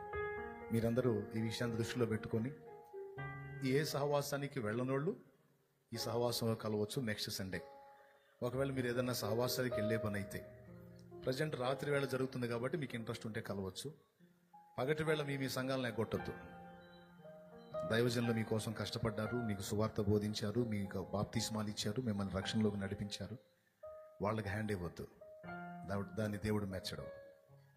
వాళ్ళని వెంబడించండి. ఈవినింగ్ టైం అవకాశం ఉంటే మీరు చక్కగా వచ్చి వాక్యాన్ని నేర్చుకోవచ్చు, ఆత్మలో బలపడవచ్చు. తర్వాత ఏ సహవాసానికి వెళ్ళని వాళ్ళు ఉంటే ఈ సహవాసంలో స్థిరపడవచ్చు. అలాగే నాకు దేవుడిచ్చినటువంటి బిడ్డలు, నేను బాప్తీసం ఇచ్చిన ఆత్మలు కూడా ఉన్నారు. వాళ్ళు చక్కగా ఇక్కడే ఆరాధించవచ్చు, ప్రభు బలలో చేయవచ్చు. నెక్స్ట్ సండే ప్రభు బల్ల కార్యక్రమం ఉంటుంది. ఇక సంఘ క్రమం అంతా ఉంటుంది. దేవునికి మహిమ. ఈవినింగ్ జరుగుతుంది 6:30 నుంచి ఈ టైం దాకా. ఇంకా ముందే అవుతుంది, నేను కదా ఇంక కొంచెం ఎక్కువ అయిందేమో టైము. పర్వాలేదు. అంటే చీరాల్లో 10 దాకా కూడా వస్తారంట కదా. దేవునికి స్తోత్రం. కాబట్టి ఈ విషయాలు దృష్టిలో పెట్టుకొని ప్రార్థించండి.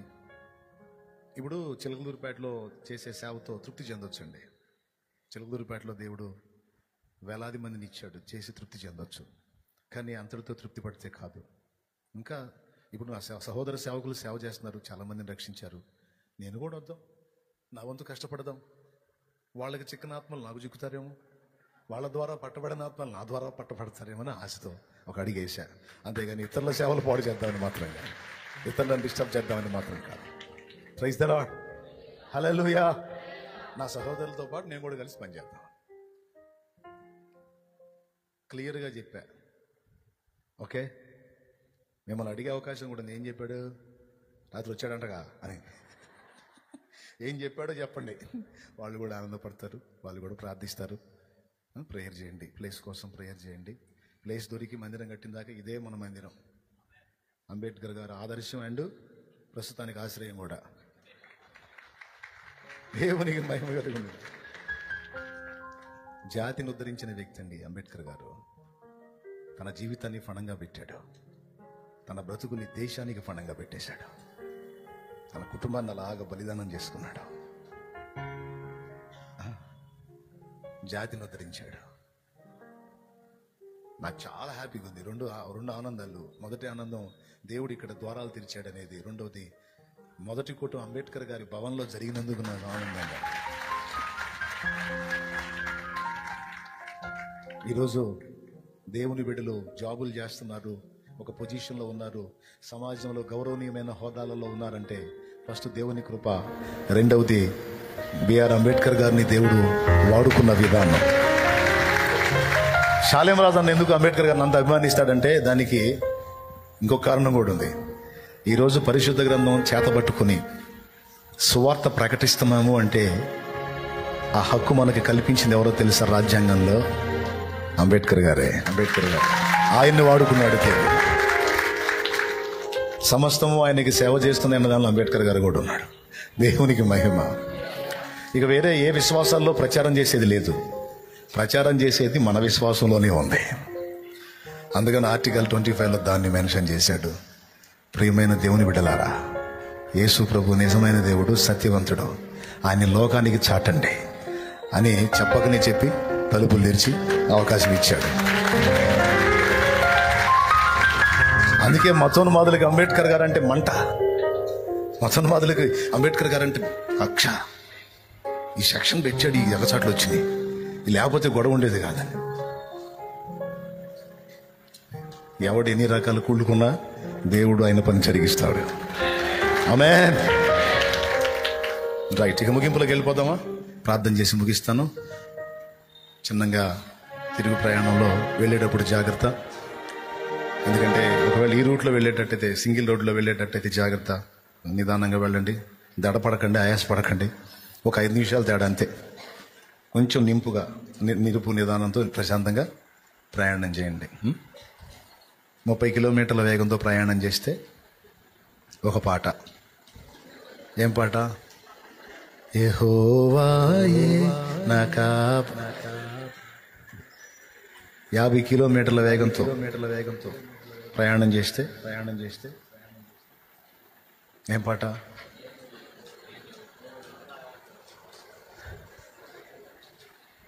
నేను నా యేసుకేది. 70 దాటారా? ఉన్న పాటు ఈ రోడ్లో మాత్రం అంతే ఉంది. ఉన్న పాటను వస్తున్నా ప్రభు అనుకున్న పాటమే కాబట్టి మర్యాదగా చెబుతాను, ముందే చెబుతున్నాను. సంతోషంగా వచ్చారు, క్షేమంగా ఇల్లు చేరుదురుగాక, మేము కూడా చేరుదురుగాక. ఆమేన్. ఇంకేమన్నా విషయాలు ఉన్నాయా? అంతేనా? నెక్స్ట్ సండే గుర్తుపెట్టుకోండి, కలవండి. Okay, right. ఇంకేమన్నా ప్రకటన ఉంటే చెప్పండి త్వరగా. పురుషుల్లో కొంతమంది పరిచర్యకి సహకరించండి. ఇవన్నీ మళ్ళీ మనం ఇక్కడ ఏమీ కనపడకూడదు, ఫంక్షన్ హాల్ కదా, ఏం కనపడకూడదు. మళ్ళీ వీటన్నిటిని పక్కన పెట్టేసుకోవాలా, మళ్ళీ ఆదివారానికి మళ్ళీ సిట్టింగ్ చేసుకోవాలా, కొద్ది రోజులు మందిరం ఏర్పడ్డదాకా. ఓకే, పరిచర్యలో సపోర్ట్ చేయండి, మీ వంతు ప్రార్థించండి. రైట్, పైకి లేచి నిలబడదాం మరి. అమ్మయ్యా, అయిపోయిందయ్యా. పాపం ఇక్కడ ఉన్న వాళ్ళు నాకు కనపడదు, అక్కడ ఉన్న వాళ్ళని కూడా చూస్తున్నాను. మీరు కూడా కనపడుతున్నారు. వందనాలు, దేవునికి మహిమ కలుగునుగా. రైట్, చాలా మందికి ఫేస్ టు ఫేస్ చూడాలనే ఆసక్తి, మొత్తం ఇక్కడే పాపం నిలబడే చూస్తూ ఉన్నారు. పాపం చాలాసేపటి నుంచి గమనిస్తూ ఉన్నాను నేను. చాలా సంతోషం. చివరి ప్రార్థన ఆశీర్వాదంతో మనం ముగించుకుందాం. ఓకేనా?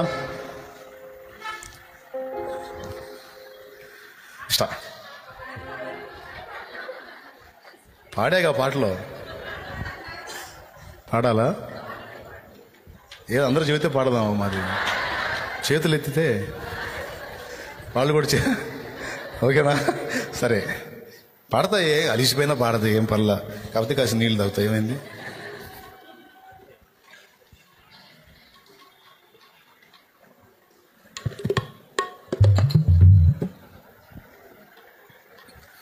మీలో ఆర్థిక స్థితిమంతులు ఎవరైనా ఉండి మీకు ప్లేసులు ఉంటే, అన్న మా ప్లేస్ ఉందన్న తీసుకొని పరిచర్యకు వాడుకోండి అని మీరు ఇష్టపడితే అసలు నేనేం అభ్యంతరపడను.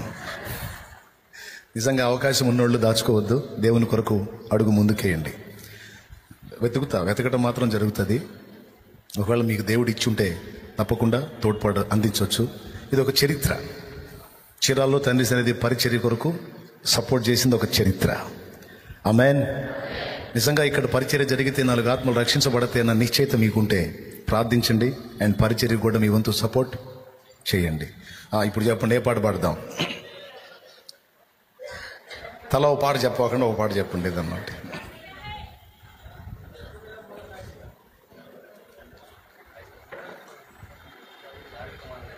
దావీదు కుమారుడు నన్ను దాటిపోక ఎంతమంది పాడమంటారు చెప్పండి. రైట్, అది ఇప్పుడు అందరికీ ఇష్టమైన పాట. Praise the lord. హల్లెలూయా. ప్రార్థన చేద్దామా? పరిశుద్ధ తండ్రి, నీకు వందనాలు. నీ బిడ్డలందరినీ నీ సన్నిధిని జ్ఞాపకం చేసుకో. నీ దాసుడు వచ్చాడు, ఇక్కడ పరిచర్య ప్రారంభమైందని తెలియగానే ఎంతో సంతోషంతో నిన్ను మయంపరుచుకుంటాం. నీ పాదాల చెంతకు వచ్చారు, పాటలతో నిన్ను మయంపరిచారు, నీ మాటలు విని ఆదరణ పొందారు. నీ బిడ్డల్ని ధైర్యపరిచినందుకు నీకు వందనాలు, ప్రోత్సహించినందుకు వందనాలు. అందరినీ, వారిని, నన్ను, మమ్మల్ని అందరినీ కూడా ప్రోత్సహించినందుకు కృతజ్ఞతాస్తుతులు చెల్లిస్తావు. సమస్తము మాకు సేవ చేసేటట్టు నువ్వు నియమించావని విని సంతోషించి ధైర్యం తెచ్చుకున్నావు. నీ కృతజ్ఞతాస్తుతులు చెల్లిస్తున్నా.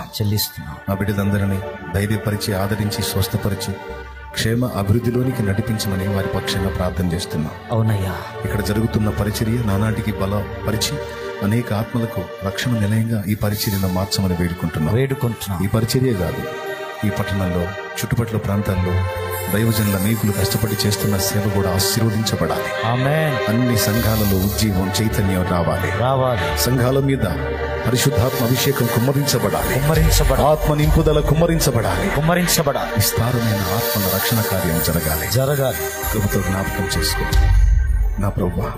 అంతటా అందరూ రక్షింపబడాలని నువ్వు ఇచ్ఛయించుచున్నావు తండ్రి. అందులో మా వంతుగా మేము ప్రయాసపడుతుండగా మమ్మల్ని సహా ప్రోత్సహించండి. స్థలం లభించేటట్టు చేయండి. అందులో చక్కని మందిరం కట్టబడేటట్టు చేయండి. అందులో మేమంతా చేరి ఆరాధించుకునే కృప దయచేయండి. నీ బిడ్డల్ని బలపరచండి ప్రభు. వారికి సమృద్ధినివ్వండి.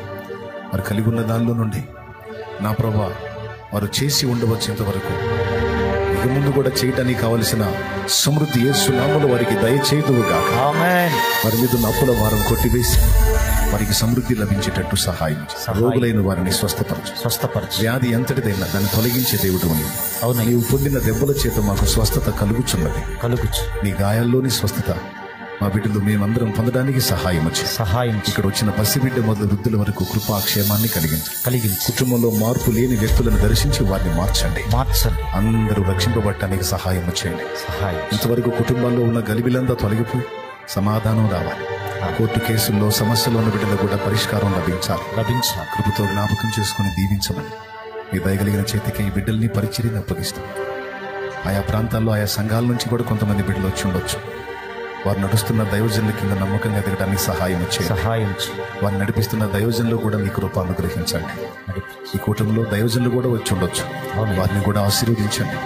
సువార్థికులు వచ్చి ఉండొచ్చు. వారిని కూడా ఆశీర్వదించి వాడుకోండి. సహోదరుల ప్రేమ, సహోదరుల ఐక్యత కలిగి ఉండడానికి సహాయం చేయండి. స్తుతి మహిమ మీకే చెల్లిస్తూ తిరుగు ప్రయాణాల్లో ఏ ఒక్కరు కూడా కీడులో పడకుండా అందరూ క్షేమంగా గృహాలకు చేరి నేను మయంపరుచుకుని కృప దయచేయండి. స్తుతి మహిమ మీకే చెల్లిస్తూ ఇక్కడ నియమించబడిన దైవజనుడు అజయ్ని వాడుకోండి. మీ బిడ్డని బలపరిచి వాక్శక్తినిచ్చి వాడుకోండి. మీ బిడ్డ చేతులు ఉంచినప్పుడు రోగుల్ని స్వస్థపరచండి. అలాగే ఈ చుట్టుపక్కల ప్రాంతాల్లో వాడబడుతున్న మా సేవకుల్ని కూడా దీవించండి. వారి ద్వారా నడిపించబడుతున్న సంఘాలను కూడా వృద్ధి పొందించండి. స్తుతి మహిమ మీకే చెల్లిస్తూ యేసు నామములో ప్రార్థించి స్వతంత్రించుకుంటున్నాం తండ్రి. ఆమేన్. మన తండ్రి అయిన దేవుని ప్రేమ, ఆయన ప్రియ కుమారుడు మనందరి ప్రాణప్రియుడైన యేసయ్య శాశ్వత నిత్య కృప, పరిశుద్ధాత్మతోడి మనోహర సహవాసం సమాధానం సమకూడిన మనకు సకల పరిశుద్ధులకు సార్వత్రిక సంఘమంతరికి సదాతోడై నిత్యత్వంలో మనందరం చేరు పర్యంతము మనల్ని నడిపించునుగాక. ఆమేన్. లైవ్ ద్వారా వీక్షిస్తున్న బిడ్డలు కూడా ఆయన కృప తోడై ఉండునుగాక. ఆమేన్. ప్రవేశ రక్తమునకే జయం, ప్రవేశ రక్తమునకే జయం, ప్రవేశ నామమునకు సంపూర్ణ విజయం కలుగునుగాక. ఆమేన్. ఆమేన్. హల్లెలూయా, హల్లెలూయా, హల్లెలూయా, హల్లెలూయా, హల్లెలూయా, హల్లెలూయా. ప్రవేశ స్తోత్రాలు మీ అందరికీ వందనాలు. విన్న విషయాలను దృష్టిలో పెట్టుకొని పరిచర్య కోసం ప్రేయర్ చేయండి. నెక్స్ట్ సండే కలుద్దాం దేవుని చిత్తం అయితే. అందరికీ వందనాలు. ఇక సెలవామని పరిచర్య అంటూ ఏర్పడితే మళ్ళీ నేను కలిసేదానికి అవకాశం ఉంటుంది. ఇప్పటిదాకా మరి అనుకూలత లేదు కాబట్టి కలవలేకపోయాను. ఒక పరిచర్య, ఒక సంఘం, ఒక మందిరం అంటూ ఉంటే శాల్యమన్న తరచు వచ్చే అవకాశం ఉంటుంది. ఆ దృష్టిలో పెట్టుకొని మీ ప్రయత్నం మీరు చేయండి. మీ సహకారం కూడా మీరు అందించవచ్చు. God bless you. మీ అందరికీ వందనాలు. లైవ్ ద్వారా అందుబాటులోకి వచ్చిన బిడ్డలందరికీ కూడా హృదయపూర్వక వందనాలు, శుభాలు. వెళ్ళబుద్ధి ఘాట్లా వెళ్ళక తప్పట్లా. మీ అందరిని బట్టి, మీ ఆసక్తిని బట్టి, మీ ప్రేమను బట్టి థ్యాంక్స్. దేవునికి ముందు కృతజ్ఞతలు.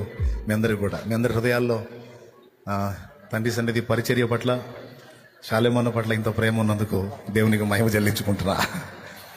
బాబు చాలామందికి తెలియదు, నేనే సైలెంట్గా వచ్చా. కొంచెం పబ్లిక్ చేసి ఉంటే ఇంకా అనేకులు కలిసి ఉండరు, కానీ ఇది చాలదు అది. కాబట్టి ఈసారి దేవుని చిత్తం అయితే భారీగా ఏర్పాటు చేద్దాం. ముందు పరిచర్య ఏర్పడాలి, చేయండి ప్రేయర్. రైట్. మరి మీరు చాలా మంచోళ్ళు, నన్ను పోనిస్తారు. రెడీగా ఉన్నారు యాడికి నువ్వు పోయేదని. నేను ఈ రూట్లో గుండా చిన్నగా అటుబడి చిన్నగా బయలుదేరుతాను. మీ అందరి కోసం 2 సార్లు ప్రార్థన చేశా. ఓకేనా? రైట్. అజయ్ పాష్ గారు ఉంటాడు, ఆయన వీక్లీ మీకు అందుబాటులో ఉంటాడు. ఆయన కోసం కూడా గుర్తు చేసుకోండి. దైవాశీస్సులు. సెలవు.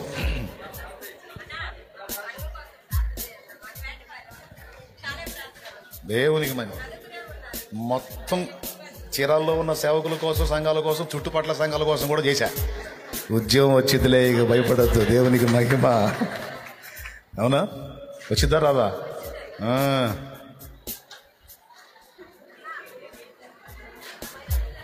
ఎక్కడైనా? Good, very good. రైట్.